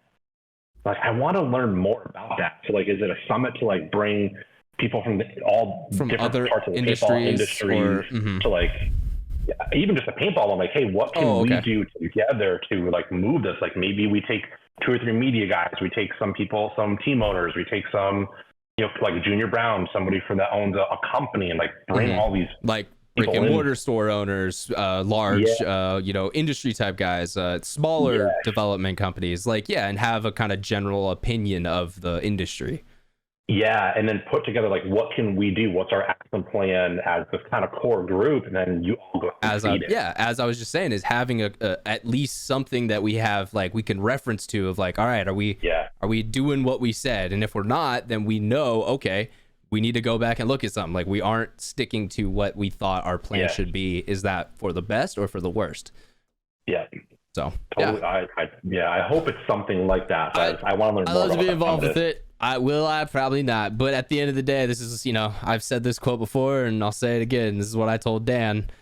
I'm not involved in these convos, so I just post content and pray. And that's all I'm going to do. Hey, you're doing your part. Yeah, you're growing it. Yeah, no, I mean, stuff like the podcast, we have these conversations, we're getting this stuff out there to people. But essentially at the end of the day, it's the people who are in those positions, the Tom Coles, the Barts, the places like that are gonna make it happen or not, sadly. There's a lot of things the community can do as a whole to help out, but it's sad how there has to be a captain of the ship, and if he succeeds or fails, then it's the whole thing behind him as well that succeeds or fails. God damn it, Hatch, you got to win the lottery. Hatch, I know, dude. You're playing, right? You got your ticket today? Used all the lucky numbers. Dude, honestly, I don't, because I heard in my economy class 900 mil. They're like that's just tax on the poor, and I'm just like, holy shit, dude, do I not pay? Do I not pay? Hey, well, Douglas fucked me up. Most important thing I've ever heard, Hatch, is you can't win if you don't play. That is a valid fact, bro. That is a valid fact. So yeah, So when Hatch now goes into crippling debt, buying multiple lottery tickets, I'm gonna laugh my ass off of. Not even close. But you know what? We can hope. We can hope. So hey, someone has to win it, right? Like someone has to be the guy who has the number. It could be me. Why can't it be you? Yeah, exactly. Most gamblers stop before they hit the big one. I was really hoping I was gonna win that like Danimals, like Sweet Life of Zach and Cody, like cruise ship back in the day. Remember that? Yo, did you watch that YouTube video? How the guy that they found it eventually. So it was like a whole like internet mystery. They were trying to figure out like who was the people who won these. I don't know. That?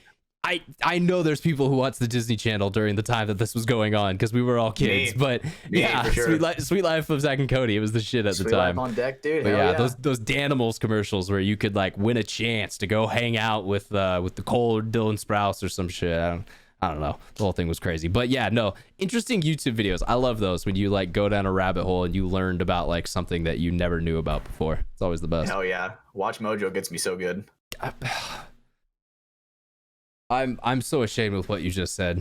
What? I was talking about video essays and you brought up Watch Mojo, the top 10 countdown list. Like that one for sure gets me. That's some like, D tier YouTube content. I'm gonna be honest, brother. What are you talking about? That's low. That's low. There's a lot. I'll send you some videos. We'll teach you some history. Okay. Because I like what's that one meme where it's like number 15. Burger King foot lettuce. What's that one? Exactly. Like, I mean, you said it pretty much, but it's like the stupid Watch Mojo like AI countdown voice thing that they use. She's not AI. That's a real girl. Yeah, she sounds AI. She does. I know AI. she's real. That's why they pay her a shit ton of money to just be a consistent. And on this week's countdown, number 10. That could be like the voice actor for Cortana, bro, from Halo. Damn, she bro. for sure could do it. So fun fact, and some people are gonna get this, some aren't. So you guys know the TikTok voiceover voice, the I did something so crazy, and so I found the TikTok account of the person who recorded that voice, of like the voice actor who like gave that like voiceover, some bot or something, but she put down the speech for it. It was so weird to hear like a human talking in this like very metallic, because it was very like they didn't change it much, like it's mostly just her voice. So yeah, technology's getting very scary, guys. Everything's gonna be deep faked. Everything's fake. Nothing's real. We're not even real. This podcast is fake. I can change my voice like this. Nothing's real. We're all in a simulation here, honestly. Everything's fake. How do we even know? Brandon's green screen's gonna kick you out here any second. We're gonna realize that he actually he doesn't have an ex-girlfriend. He's actually single. He's all by himself. The aliens are coming. Everything's a lie. I just had a blue avatar person walk outside. Relatable, Brando. Relatable. Damn, bro. You're good, bro. I salute to you, Brando. I salute to you. I don't know how many people heard that, but we're just gonna keep moving forward. Do you guys want to talk about Seeple a little bit? We got a little bit of time left in the show. I know. Sure. I mean, it's hot. Like, what, from that standpoint, did you guys make it through? I know we were. Here's the problem. I made it through. Here's the problem with temperature, and I remember I've heard this on like a podcast when I was really young. Everyone has like their weather around them that is like it changes, so it'll be cold for the area or warm for the area, but there's always somewhere else that is hotter and or colder on the planet. So like I'm gonna sit over here and say it was 106, it was bloody fucking hot, and then someone in the comments is gonna be like, yeah, but it was like 98 here with 100% humidity, and it's like, good for you guys. Shut up! But it was still fucking hot here. All right, let me complain. This is my podcast. That's why I have it. So yeah, Hatch, how was the heat this weekend? Honestly, great. It could have been way worse. If I'm being honest, I think the ground was so hot that really affected the way how some of the players were running and diving and sliding. Right? They didn't want to touch the ground. You know what they clocked it in as? What did they clock it in as? 150. 150 on the sense. Yeah, it's just baking in the sun. Yeah. So wild. And oh my god. And those little kind of black rubber pellets just start to absorb that heat all day. Yeah. But if I'm being honest, it used to be way worse because I think a lot of those black pellets on the field have gone away over time, right? They're not anywhere near as bad as it used to be. Which is like good and bad. It was so bad. Yeah. I'd have my own little secret section of turf beads in my gear bag, So, be holding on to them. Yeah. Like every time I take my cleats off, I'd have like 64 pounds of it right in my gear bag. Yeah, they'd be falling out. I mean, the good part about those is that's what makes the surface feel that kind of like grass-like feeling. It cushions it. It kind of gives it a little bit more of like a slippery texture. But yeah, like you said, they get everywhere. But then when they go away, now people stick a lot, and that's what you see at Capital Edge a lot. One thing that I can't stand about whenever we do ref, whenever it is hot, right? Obviously, everybody knows it's hot, bro. complaining, and everybody's just, dude, there were people that were just complaining so much, and I'm just like, bro, there were players. Makes it worse. Okay, I saw this in the pits. This was like, honestly, disgusted me. These guys play 1 point for like, it's probably their second match of the day, and it's after their first point. This guy's going in, huffing and puffing, and they're like, are you ready to go? The guy grabs his vape and goes, no. And it's like, what the fuck? What the hell? Like, dude, my coach would beat me up if I did that. That is so funny. Breathe air, my guy. Like, dude, these guys are hitting their goddamn Nick sticks in the pits, and it's like, bro, how do you even breathe? Like, I'm not the guy to tell you not to do that, but like, time and place, man. Like, just for your own health. I am the guy, bro. We trying to be pro? What's up, dude? See, that's the thing, like, they're lower divisions, so I kind of get it. Of course, their stamina is not going to be as good as ours, but like the competitiveness and like me when I was playing D4, D5, like if my coach asked me, "Hey, you good?" or yeah, yeah, you know, when I'm asked like, "Hey, do you want to sit?" Hell no, I want to play every goddamn point. Dude, the fuck? No. I don't. I'm only gonna want to stay if I'm actually injured. Or if it's like, you know, when you, like, I'm pretty sure it happened to Marv the last event where he's like, dude, yes, I'm cooked. He ran snake off the break like 3 or 4 points in a row, but he actually didn't work. Like he was getting kills and everything. He was doing his job. Yeah. So it's like he earned a break. You know, he came in the pits. He came in the pits, like almost collapsed. He's like, Chim, I'm fine right now. I need to sit a point because he's like, dude, my vision's getting splotchy. You know what I'm saying? So when your vision's going in and out like that, because you're that winded, you deserve a break. Yeah. Right. I will say, in general, I want to play every point. So the nicotine one's kind of funny too, because there's actually pro teams I know, and I will not dox any names here, who specifically take nicotine before their matches as a neurotropic to like get their brain ready, because that is a legitimate thing. It does make your brain fire and work faster. So yes, there are guys I'll see, but here's the difference: they aren't doing it mid-game. They aren't like it's something they'll do before they'll hit a vape or something. They'll kind of maybe put a nicotine gum or something in, and then they'll be done and they'll focus on the game. Like that's the part that's crazy to me. Like you shouldn't be hitting that stuff. People will, like, no joke, walk out of the pits right after they play and spark up a goddamn cigarette, and I'm like, bro, how? That one probably makes sense, but there's a lot of more people on that team who do it too. The 50th, was it Jordan, right? Boyum, I think. Yeah, he was on the last show. I loved his piece of like, what defines a pro? Right, like we've got so many pros who like they can't even make it through 2 or 3 points, and they're just huffing and puffing. But then you've got some pro teams who they're training 5 or 6 days a week for that. And so like, what defines that pro? Yeah, so, no, like, I mean, I loved how that piece kind of ties into you. Is like you come off the field, and the first thing you do is if you're hitting something. It's not a pro mentality, even if it is D4 or D5. I don't know, man. I don't even. You're on mute. Yeah, Ryan, you're muted. Okay. Oh, I know why. It's because I was typing in the chat. Boom. All right. Hey, I'm back. But yeah, no, I was just saying like like you're not really having a pro mentality. Even if you are a D5 player, like you're already kind of shooting yourself in the foot there. It's like, try a little bit. I just feel like it's just an unneeded handicap. Maybe that's just me. I'm at the point as a guy who used to vape and be that guy. So Hatch, I'm also at the point too where it's like I'm libertarian on it. That's your own personal choice, and whatever the fuck you want to do, you can fucking do. You're a grown ass adult, and you're a legal, age to do it. So I don't care what you do. It's just when you're doing it like mid game, like because then it's like, well, actually, you're affecting your teammates now. You're affecting the visibility of people around us. Stuff like that. Like, I'm always the guy that it's like make your own personal choice, do whatever the fuck you want to do, but like. It's when it affects others that then it's like, all right, bro, like that's a problem now. I agree. Like if my teammate is like smoking cigarettes in the pits and that's like affecting him, of course I'm gonna say something. You want to go to the porta potty and like smoke some crack real quick, like if you need that glass pipe, like that's how you get going. Do it. You sound like Shaggy right there.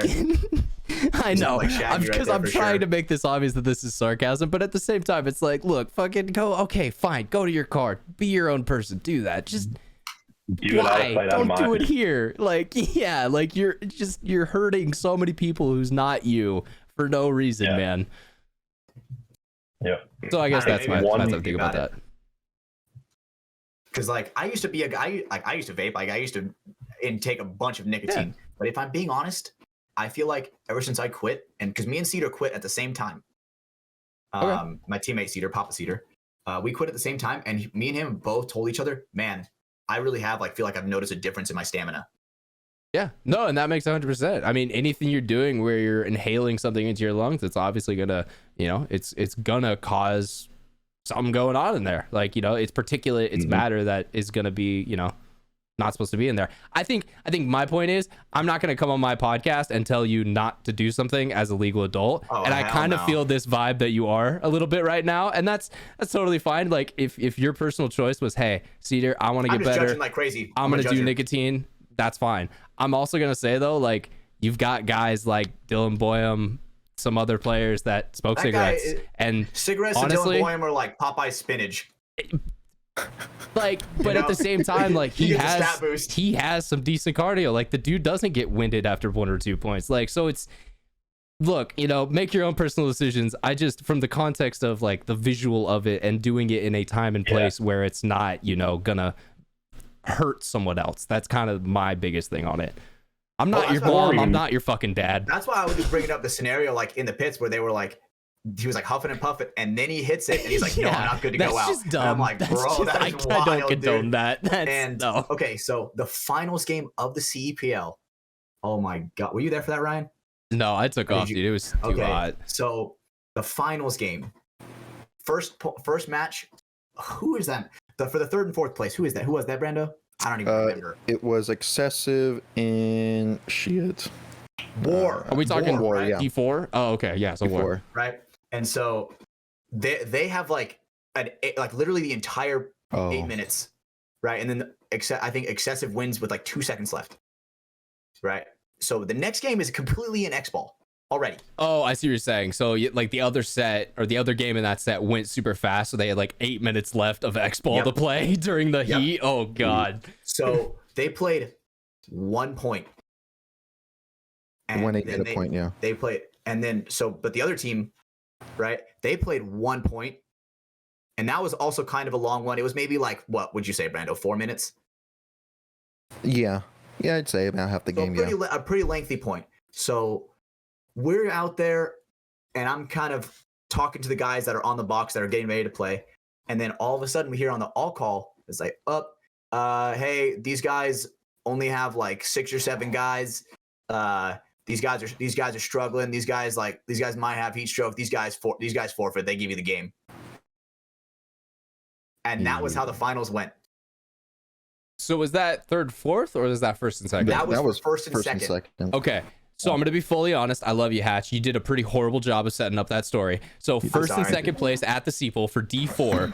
Essentially, they got down to a long ass point. They had to play X ball. They played that point. And then one of the teams they were done. They did not have enough guys to get a line out there to play anything more. Yeah. Okay. No, that makes more sense now. Like, I'm not gonna lie. Deck, I was a little confused, buddy.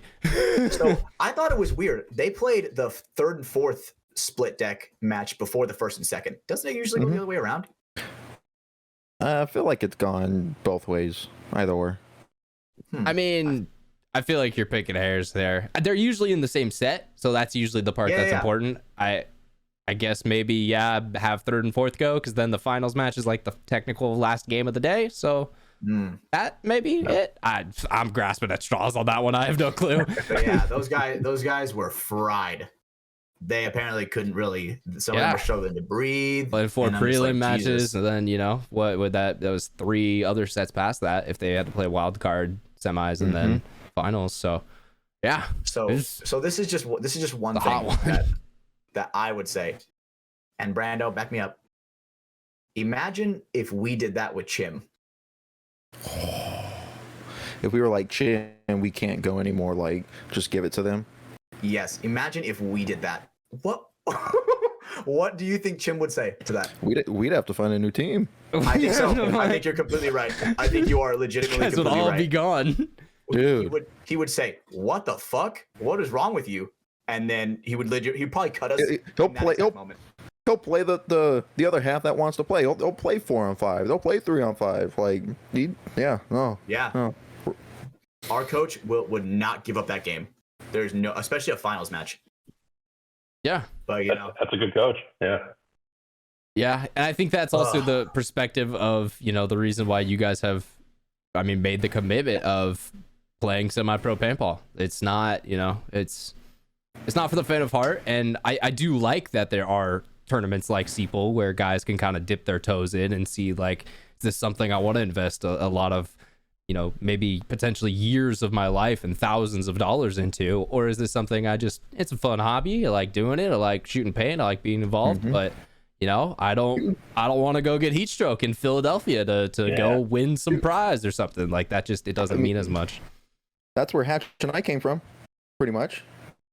We're out there playing the CEPLs, and now look at us. But I think, and that's naturally, that's why you guys got there. And hey, that's why we're seeing teams like the former DMG Pink. I don't know what they're going by now, but like, yeah, that's why you see those guys out there like playing stuff. Some of those guys are probably going to move on at some point in their future career. Whereas, some of these other teams, maybe they are just having fun and it's a great time, and that's kind of what they're focused on. And there's for nothing the wrong with that. Like, I think that's literally what I used to do before I started taking it serious. Was a group of the boys going out and playing. The random misfits around your field, obviously that you would create a team with over time. Well, and that's the best part with paintball. Tournament? That's why I think ICPL is so much fun. It's because everyone realizes, hey, this is a tournament, this is a competition.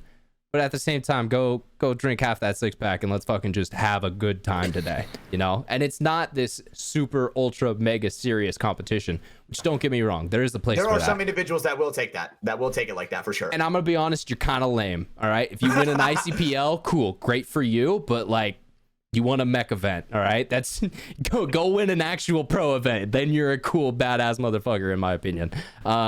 So yeah, I guess that's my opinion on that. Man, I don't know. Those Talk shit teams about your winning dad. it. Do it. Let's go. Dude, Let's go. No. I'm just saying, those teams that are winning it, most of those have a bunch of pros, actual pros on them. NXL pros, dude. It gets fucking competitive in those semis, and I would agree. Going on to those finals, dude. It's fucking tough. I think it does, but at the same time, take that shit so serious. I think you guys have to look at it like, all right, ICPL Sacramento, obviously very small event, not a huge ICPL event. Who won that? It's the Maple Leaf Chiefs. All those fuckers were drinking all fucking day. So like, yes, they were being competitive. They're pros. They care. They want to win. But it's different. They are having fun. It's a little more of like, fuck it, I'm gonna try to wipe and go stab that dude, because why not? Like, if I get called, oh well. Ryan, you've played enough Valorant with me so we can relate this to paintball, dude. Yeah. Vibes win games. For sure. Yeah. Vibes I see what you're saying there. You know what I'm saying? You hit fun, around the world. Remember that shit? Around the world. You know what I'm saying? You hit that, and dude, there's no way that you're losing. There's no way that you're losing. Yeah, bro. So if everyone's singing Daft Punk going, W key at the enemy, they're shitting themselves scared. Straight up. They're just like, dude, how do I even stop that? Dude, those are the times when I wish we had like proximity chat in Valorant.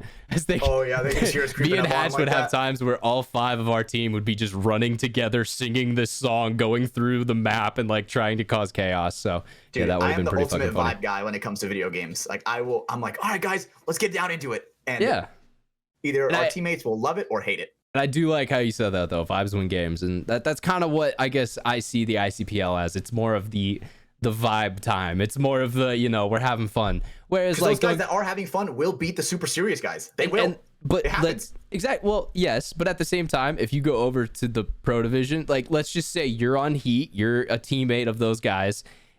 If fucking those guys walk in on you drinking halfway through an event, they're not gonna be happy. Like you're gonna get a big talking to and conversation. Like that's what I'm talking about. That's the level of competition. Yes, it exists, but it is seen as a more fun event. Yeah, because those pro guys from the NXL are drinking at the ICPL after every game. That's where it is okay for right after the game to just take that big toke and perfect. Again, Like, please It's not not in their the job at pits, that point. in the parking lot. But yes, no, I see what you're saying there, Brandon. Yeah, that's definitely. Yeah. Yeah, don't do it in the pitch. Just do it right next to a brand new baby. You know, just I mean, take a yeah, big brand new old hit of a baby, cigarette. right by the registration desk. You know, maybe where like the rental walk-on players for the day are. You know, let's just set horrible Find that person examples with for the people. oxygen. I think that's a fire hazard, actually. Oops. I think that just sounds like a good time to me. Brandon, Yeah. Brandon, you ever watch Breaking Bad? You know the wheelchair scene with the bell. Ding ding ding ding. Yep, that's kind of what I'm thinking of right now. That's an oxygen explosion. But yeah, all right. That was Seapool. We somehow got into the competition type stuff. I don't know how we got there either. Wait, hold on. Sorry. Oh, yeah, go on, Dan. One thing, I'll be there this weekend. I'm flying out there. I'll be there on Sunday. I thought it was a fever dream that I saw that on your story, and I was like, I had to message you to make sure. Yeah, I'm not gonna get there until like probably 1:30 in the afternoon, but I'm gonna be there for a little bit. Hell yeah, So, dude, we'll be there. That's actually kind of funny because I saw this and I was going to ask you this on the show. So Sunday, we were also going to do merchandise photos for our newest drop with XXV, the label. Would you be willing to help us out with those at the field? 100%, yeah. Totally. There we go, people. We figured it out. We got the collaboration done. All right, well, There we go. the There we Puka go. Gang / from the Sidelines merch collection. Maybe that'll be coming soon or something like that. Slash rocks, slash / Crocs / Dude, those are FDS. gonna be Yeah, some, get all the those are names gonna in be there. some fire photos. Yeah. I gotta get the giblets on my Crocs, like that. We got it. Yeah, that'd be FTS. cool. I gotta get That would be kinda FTS all cool. the way across. That'd be fire.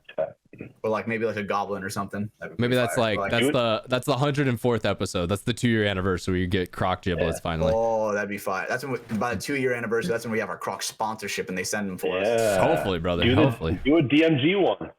Dude, You know? And then do like a mustache one too. that'd be okay. Now I'm afraid He's I'd be actually that just kind of guy. designing you a merchandise pack. That's what he's doing for you. This man should be giving you a quote right now. Dude, so literally so true because That's just sold. He's that is, in. that is so good right now. The DMG, we got to get like a little knife or some Stabbers don't get you know? stabbed. Yep. You know what I'm saying? So, oh man, See? Yeah, good Stabbers man, don't dude. get. You're welcome. stabbers. Oh, dude. I was shouting out AK. So we have one of our friends. We have a saying in the camp that gets said a lot is stabbers don't get stabbed. And so one of our friends, AK, was running down the field. He felt hella hyped. He stabbed a dude. So he yelled out, "Stabbers don't get." And then I was in the zone and I was listening and I just didn't say shit. And he assumed people would finish it and no one said shit. And then right after the game, Awesome. he goes, Hatch, I love you, but you're a piece of shit for that. I go, what are you talking about, bro? You let me down, dude, man. stabbers don't get. And then nothing, I didn't hear anything. And I'm like, dude, I am so sorry, bro. If I would have known, I would have for sure been yelling. But yeah, so that's where that Like statement comes from. My mind goes right. Put that on a T-shirt. Stabbers don't get ... Like with a knife on the back of it. That's a cool one.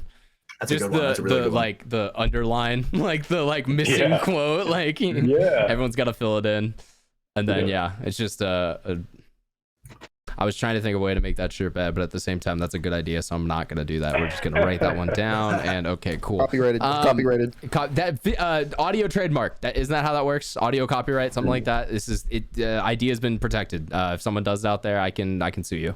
That's totally Fucking steal it. totally Oh yeah. correct thing.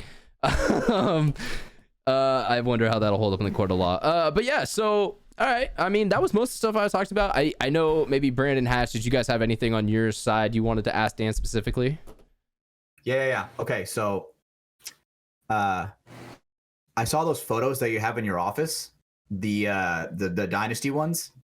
So how do you pick exactly which ones you want? Like that, you know, what makes the photo worthy of being Good up on the question. wall? Good question. Let me see if I can actually turn this off. It'll work. Maybe not.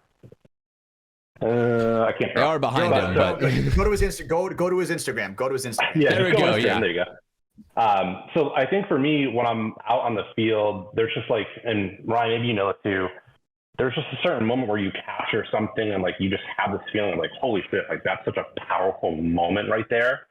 The first one, which I wish I could tell you, but I can't turn it off. This is from Florida. It was my first event that I've ever shot. and all the media guys were in the front of Dynasty when they won, right? And I'm like, you know what? Fuck it. Let me go in the back. And so I sat in the back because I was kind of new to the whole media thing. And I'm like, let me see what I can get back here. And I got real low, and they held up Marcelo, and it's a shot of him like with his fist in the air.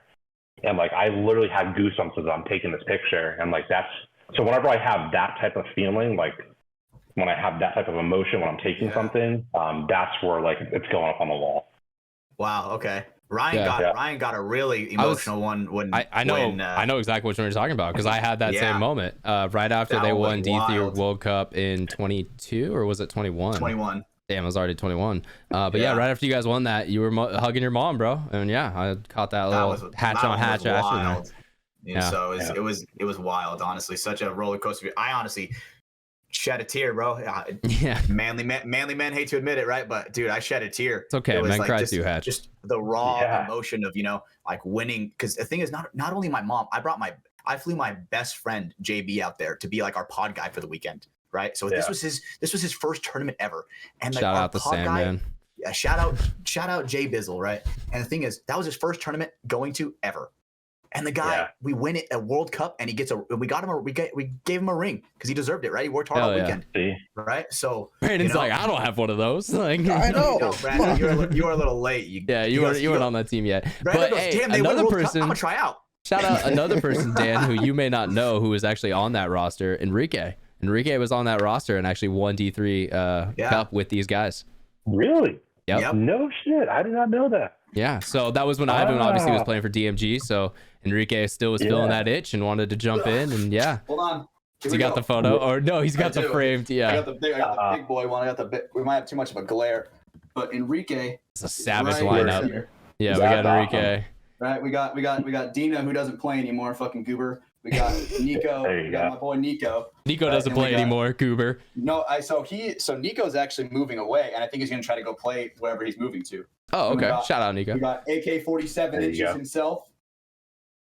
The Stabber man himself. himself. The Sticksman himself. Then we got little Logie Bear right here. Logie Bear.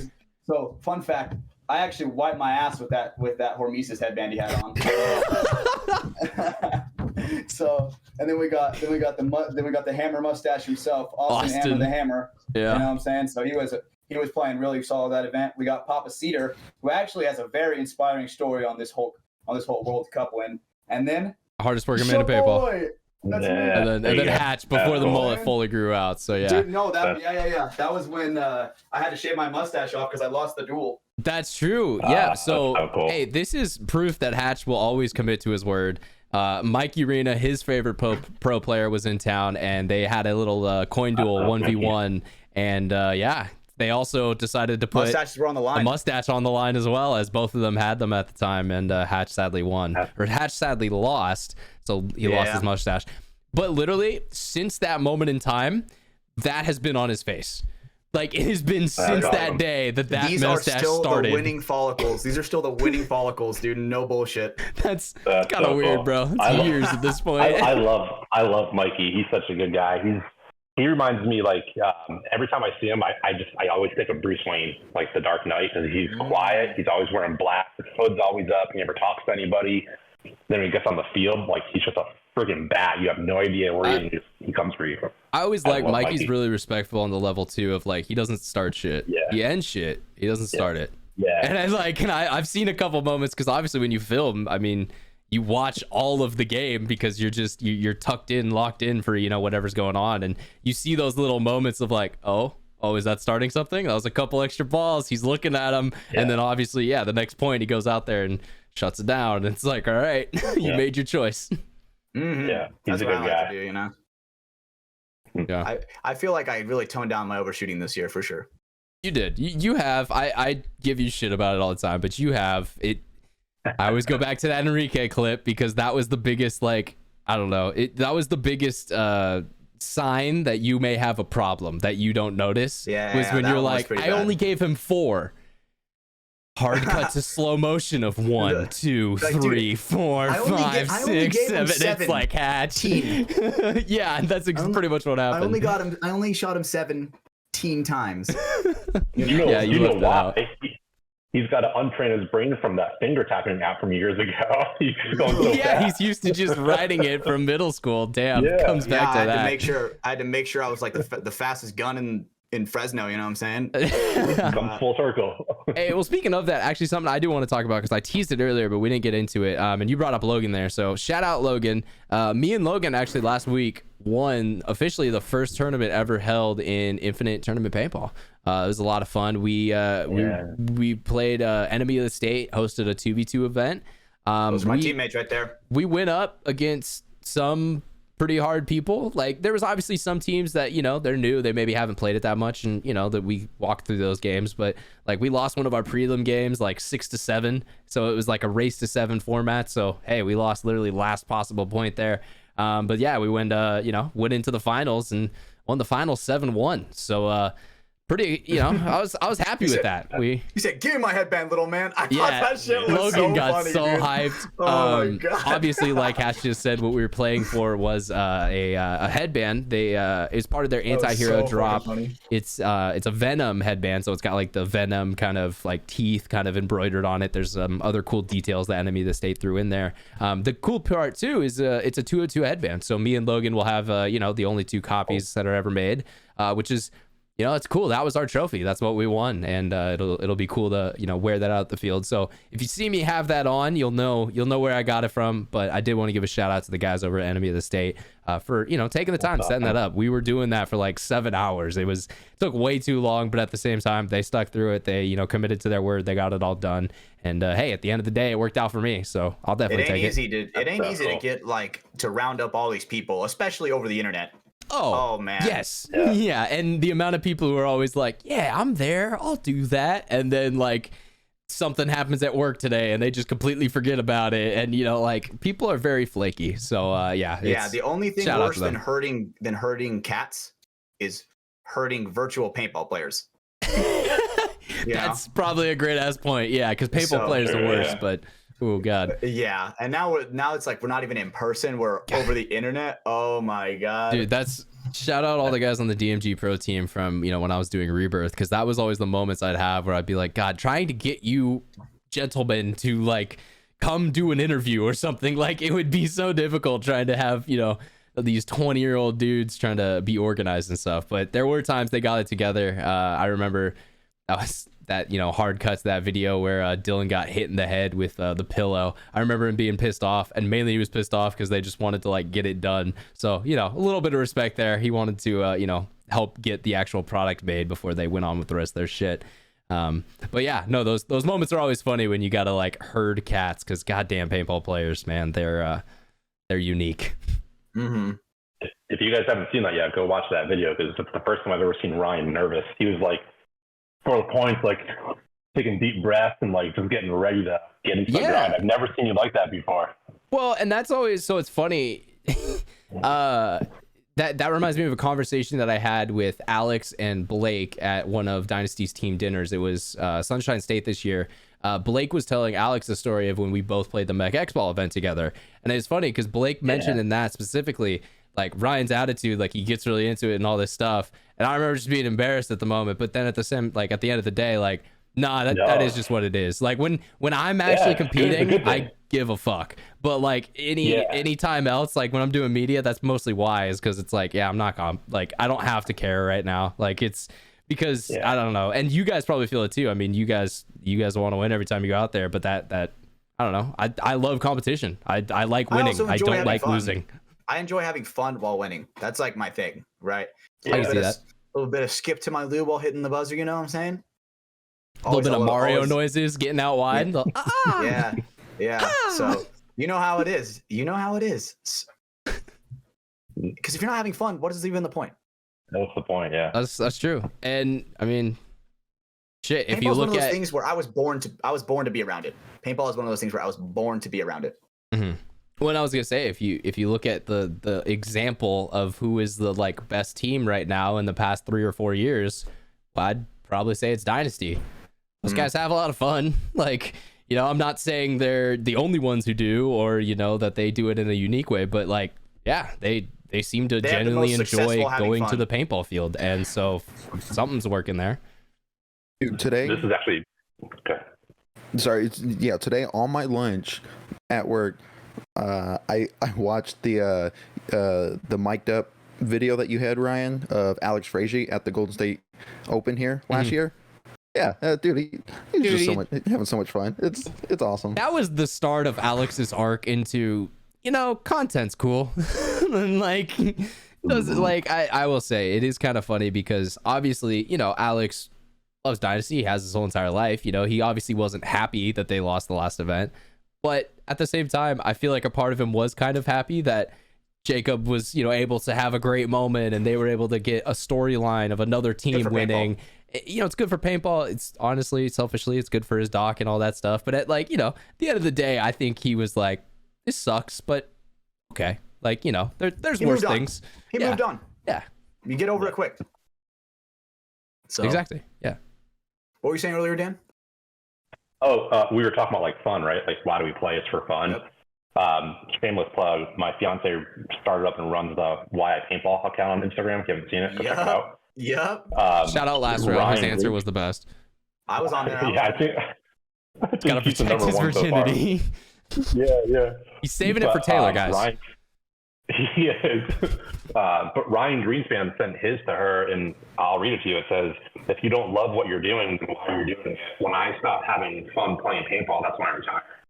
And it's like that's coming from Ryan saying that, And so it goes to show how important enjoying what you do is to continue it. Yeah.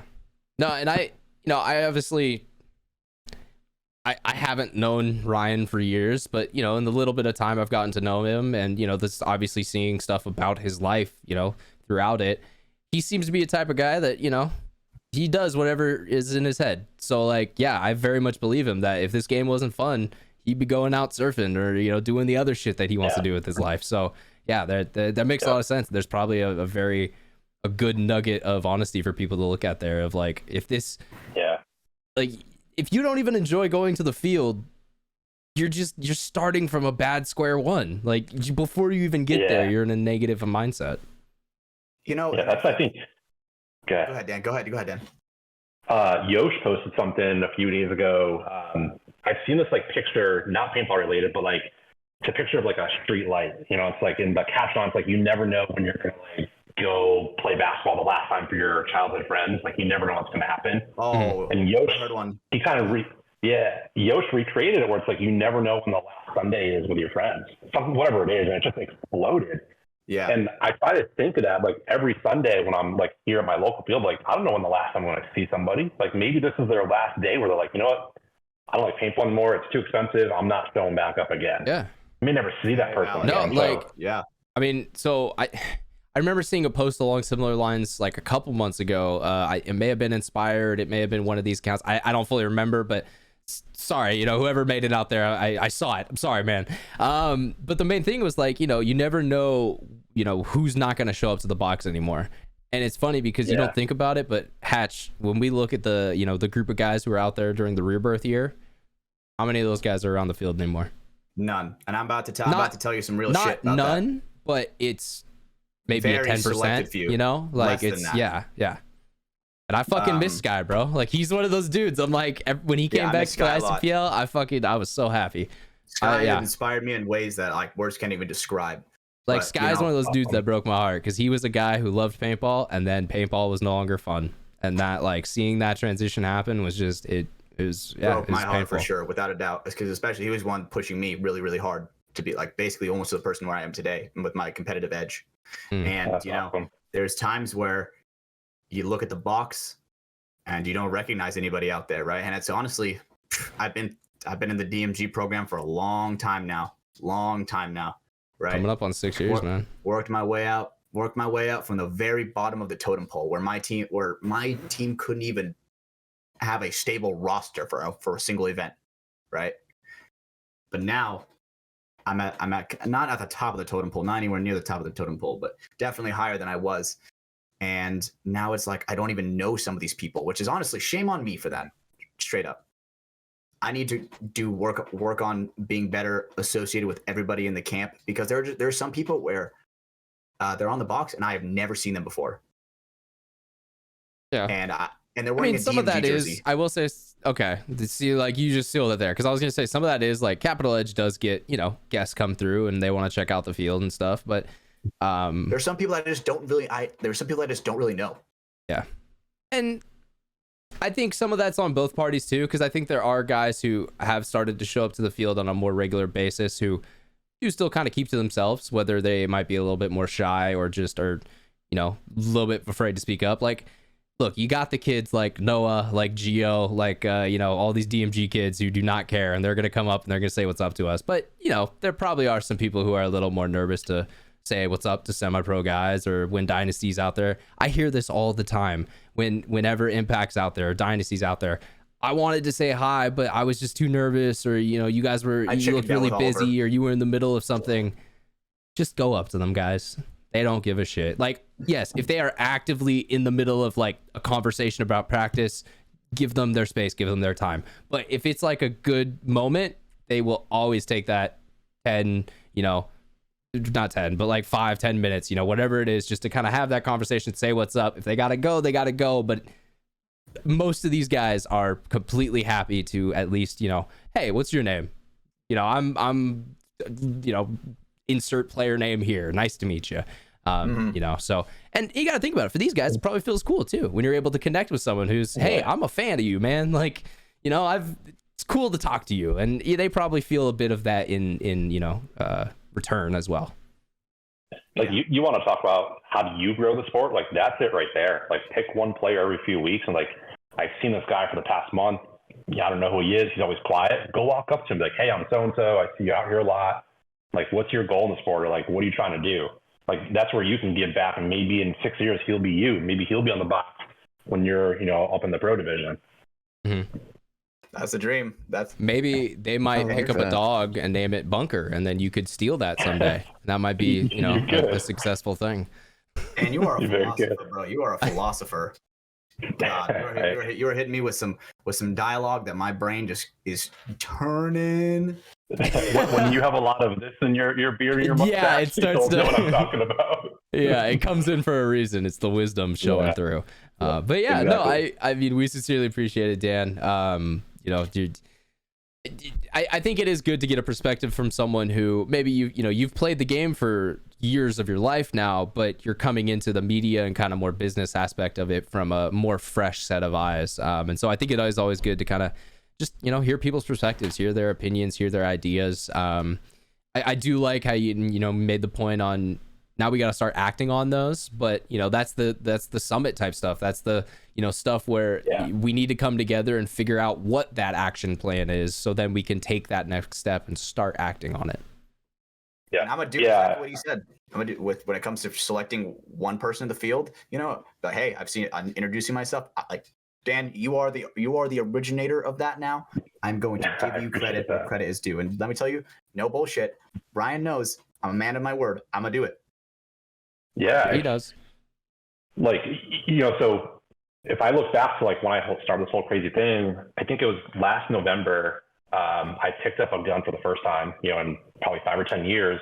Went to Outlaw, you know, here where Notorious plays, and like I had done my research. Like, I know, you know, Notorious just became pro. I started to look at the roster, and like as I'm walking, I'm like, holy shit! Like, there's Jared Sherman, there's like Marky Franz, there's like all these guys, and it was such an intimidation. No Archie factor. Barnes, because we have him kept up here. Yeah, we keep him locked away, and then we let you guys Archie. Take him. And yeah, no, I love Archie. Shout out that kid. He's my guy. I love Archie. Archie's the man. But like, I went 3 or 4 weeks where like every Sunday I'd be like, oh, there they are. Like, don't talk to them. You know, like you walk past their pit and go to like where like little Division 5 players are. And then one day I'm like, you know, fuck it. Let me just go introduce myself. And I sat there and talked to them for 10 or 15 minutes. And everyone's like, wait, this new guy just showed up and talked to the pros. And like, it kind of opened up where other players started to come up to them and talk to them too. Yeah, I can't recommend putting yourself out there and doing that more, because you never know when someone else is watching you that also wants to do that too. And I think, you know, Ryan, he's spot on what he said about like the pro guys at the, you know, with Dynasty. Like, well, I did that Hopper Dump shirt, like my first shirt a few months ago. Stylish. That's from a D5 player that I took a picture of at Bunkerfest here. And when I kind of connected with, you know, him and Pat Kraft, he was like, dude, like, oh my God, like Pat Craft just like liked my photo. I'm like, yeah, send him a DM. He's like, I can't send him a DM. Like, it's Pat Craft. Like, I'm not gonna, no way. And like, they had a full on conversation. And then here in Austin, like they took a picture together and it made that kid's dream. Like he couldn't believe that he got a selfie with, you know, the freaking Hopper Dump King himself. And I'm going to break the fourth wall here. I guarantee you, Pat Craft felt good on the inside knowing that there was someone who fucks with him that heavy.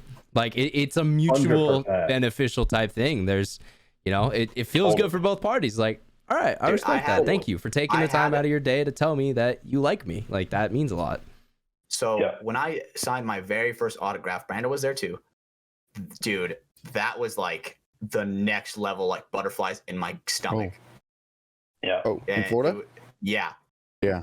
That had me tripping out because I was like, dude, this kid actually like we're nobodies, right? We're just struggling semi-proers, you know?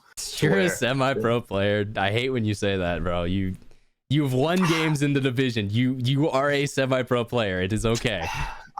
We got to make Sunday. That's like the next goal, bro. That's the next goal. There you go. That's the why next you're doing goal. it. Yeah, You know? exactly. That's why you do it. We're semi-pro until then. God, fuck you. Something that you mentioned there, Dan, that reminded me of, you know, like the guys I was mentioning earlier, like Noah. Fucking how many opportunities has that kid got around the field? And, you know, this is for people at Capital Edge who will know him, but he's just this brave, you know, fearless kid who just talked to everyone. And like how many opportunities to like play with Ryan Greenspan and like, you know, play with the top guys and like just get to have fun in a way that a lot of kids probably would love to do, but they just didn't want to go up and say, hey, can I do that with you? And he did. And like, he has no fear. That's why he's doing cool things. Shout out that kid. You know, I think it'll, be cool to see him grow up in the sport and see kind of where he goes. Absolutely. That could be the next cow right there.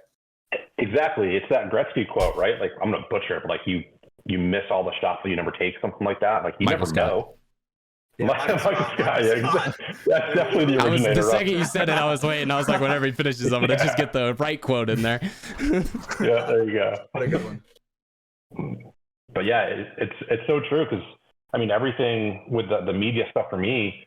If I never asked, like I wouldn't be here. I wouldn't be taking pictures. I wouldn't be talking to you guys. But because I asked that question of like, hey, can I do this? Can I start this journey? And then someone said yes to me. I'm just like, okay, you're giving me a chance. I'm running with it.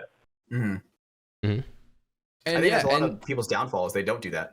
They won't extend themselves out, and they'll miss out on opportunities. They don't want to know. 100%. And 100%, like this is something, you know, from our side we've had to deal with. You'll ask people and they'll say no. But at the same time, like that's not the end of the world. Like you can figure out shit that like works around that, you know? Like there's stuff we would have loved to do this year that we weren't able to because, you know, we had to work something out. And that's just kind of one of those things. Like it is what it is too. Like you can't have, I guess, this misconception of just being like, well, you know, like everything's gonna be cool. You know, have a little bit of that kind of hesitancy in your mind, I would say. But from a general standpoint, like, you know, like we're saying, everyone's gonna be happy to talk to you. It's just kind of like, if you find them in the bad moment or, you know, the stuff like that, like, they're humans too, and you know, shit happens. But I think overall the general, you know, just get out there, have conversations, talk with people, connect with people. Like, it's not a bad thing. If only, you know, it's gonna help. Yeah, absolutely.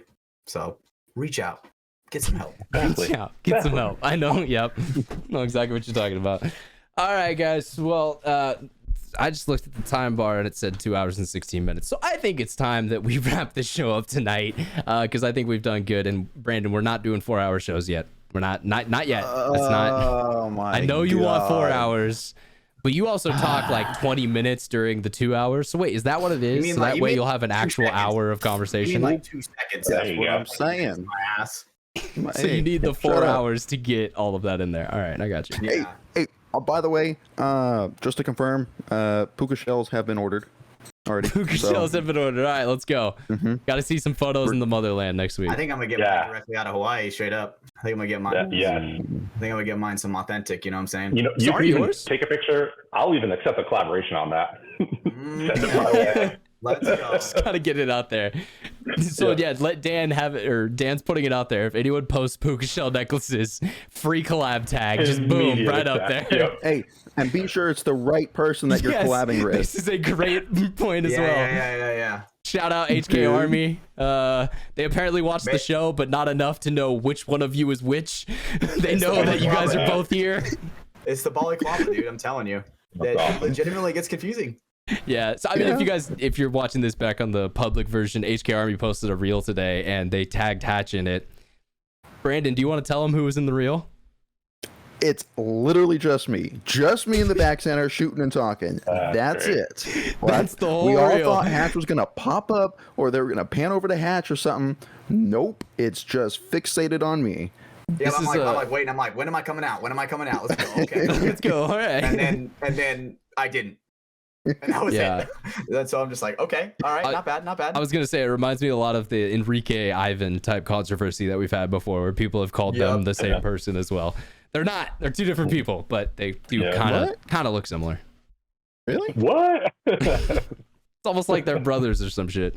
So one thing before we go, Dan, shout out. What's up, brother? Open mic. Who you got? Shout out anybody. Yeah. You know, I appreciate you saying that because I was going to interject. Is this your drinking bro of the week? Shout out Lopez. Yeah, exactly. That guy sent me. He made a fat steak last night, and he had like this big bottle of red wine, and he's living the dream. He's starting man. a whole like wine dude. podcast. I heard. Yeah. I can't wait to listen to it. I love Lopez. Yeah, but I think for me, my shout outs are there's a few of them. When I first started this whole thing, Carlos or like Get That Shot, like dude, I was asking that guy questions daily on like gear settings, and he was just an open book. Like he gave me all of his answers. When I started to like mess around in Lightroom, like he gave me all his presets and settings, so I kind of found my own. And then the very first time I stepped on the field, like on the pro field this year, I walked up and like, hey, I'm so-and-so, or like, hey, everyone was so freaking nice to me. And like, they just opened me with like welcome arms. I totally didn't expect that. And so like Ryan was a huge part of it. It's like every time I see you at the field now, like you're getting a hug, it's a family.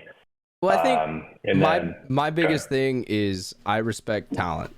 And because really at the end of the day, there's a lot of people who want to say that they, have a talent for stuff. And, that's always subjective. But I think my biggest thing is like, I saw you come in. I liked a lot of the stuff you were taking. I thought you had an eye that was kind of different than what we were seeing a lot of people take. Mm-hmm. We've seen kind of just a lot of rehash type angles and poses and stuff that we see now. So I thought, you're doing something, different and new. And I thought that was refreshing. And then, we started talking, and then you stole my mask setup. So, that's when I was like, damn, I like this guy. All right, that's brave. You got a better strap, I'll give you that. But I was rocking the white and gray Flex 8s before you. You were. I did want like the all white, but I wasn't going to drop like the 400 or 500 on the white bottom. So like, I'll go with the gray. Yeah, I was in the same spot. Yep. Yeah. That's funny. But yeah, Carlos from Get That Shot. 40 Media has been awesome. And then Smiley Joe, over here. And then Will's a great guy. And then Smiley Joe up in the Northeast. That's like a hitter's row of some of my favorite people in media. I agree. Smiley Joe, he's always nice to me. Dude, I'll never forget this moment. It was like I came off the pro field after like the very first Notorious match, and I was showing him some of my work, and like he was giving me some tips. And then as I'm walking away, he comes up and he's like, Dan, like hold on a second. He's like, I want to give you a shout out. Like, I just saw you do something, and like, I'm going to now implement that. And like, that gave me so much freaking confidence. Like, oh, okay. Like I can kind of do this. And it's like that one small piece from him just like exploded my confidence to like go back out there and feel like I should be there. So I think those are probably the ones that I would shout out. I do want to share something really funny in Mafia. I don't know if you remember this or not. It was the Friday, maybe it was Friday or Saturday at the Florida Sunshine event this year. I had my pro shirt on backwards. It was like halfway throughout the day, and someone's like, "Hey, your shirt's on backwards." I'm like, "What?" It's the most embarrassing thing in the world. That's but all like funny. looking back at it now, it's pretty funny. No, I don't remember seeing that with my eyes, so I guess someone caught it quick enough, that it wasn't there for a long time. But that's pretty funny, man. Yeah. I feel like everyone's got to have their type of moment Everyone's like got that. something like that. Yeah, like, Yeah. you know, I don't know. I would say like forgetting your mask, but that's a pretty big one. So I feel like most people don't do that. We all kind of remember that one. Except I 100% saw Marv like walk towards the net this weekend and be like, oh shit. Like I need my mask. Like, yeah, the when you're reffing or doing shit like that, like I can see sometimes you forget that you have it on because you're just wearing it all day. He was struggling with the heat, dude, until I came out and was on his side. Once I was repping right next to Marv, dude, he was having a chipper time. Damn, so, bro, you trying to throw him under the bus like that? I mean, yeah, vibes win games, vibes win reps. Vibes win reps. That's your teammate, by the way. So I don't know if that's the best vibes to be calling him out, but dude, he was like, I'm like, yo, Marv, how you doing, bro? And he's like, dying. And then obviously I'm chipping him up, telling him he's trash at battle bit and stuff, And so throughout the day, he just started getting a little bit more happy. It's the vibes. Well, that's good. I'm glad you helped out the man. We all know we're suffering. All of us are suffering in the heat together. Might as well have fun. For sure. Yeah. Can I give one more shout out? Absolutely. Yeah, bro. Of course. I was just gonna say we've beaten the hot Seapool horse already so many times. I think that horse is dead. Mm-hmm. Well, speaking of hot things, I have to give a shout out to my fiance. Your ex-girlfriend. Get it right. Your ex-girlfriend on this show. Yeah. No, but the reason for that though is like honestly, without her support, like I wouldn't be here, because as crazy as this whole thing is, the week before the Sunshine Major or event this year, we were at an Airbnb and she was like, "Hey, you sound passionate about this." She had no idea what paintball was. She's like, "Let's do it. Like if you want to get a camera and like get into this whole thing, I fully support it." And then we drove to Florida. That was the first time she'd like ever really seen anything paintball related. Wow. And she's just been nothing but supportive. And now like she comes to all the events and she's been so fascinated like with understanding like why do people play this crazy game. And like now she's starting something, kind of building her own brand and niche from it too. And that's been the interest. I love what she's doing with all that work. It's like the reason why people. I love that. That is so cool because you see some good ones. Yeah, man. She has probably 2 or 3 weeks worth of content like already out because people just email her all the time. And like some of them are like super like emotional. Like there's some people like, oh, I would have never expected this person. Like they're playing to like prevent, depression or prevent anxiety. And so like, there's like some serious things of why people play the sport. And so to see her going from like paintball, like that like camo in the woods, to now like you're traveling watching me doing something, so now you're going and taking your own spin on it. It's the coolest thing.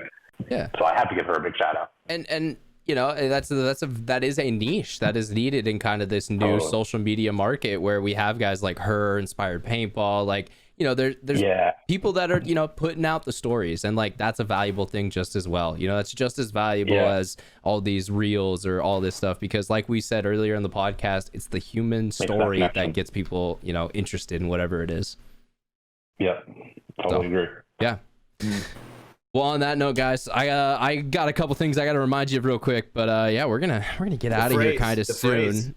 What's up? Oh yeah, no, we need the code word of the week. So good. All right, that's one of the things I got to remind you of. Hatch has got to make it up. What is it? I got it right now. Okay, what's the code word of the week? Puka is power.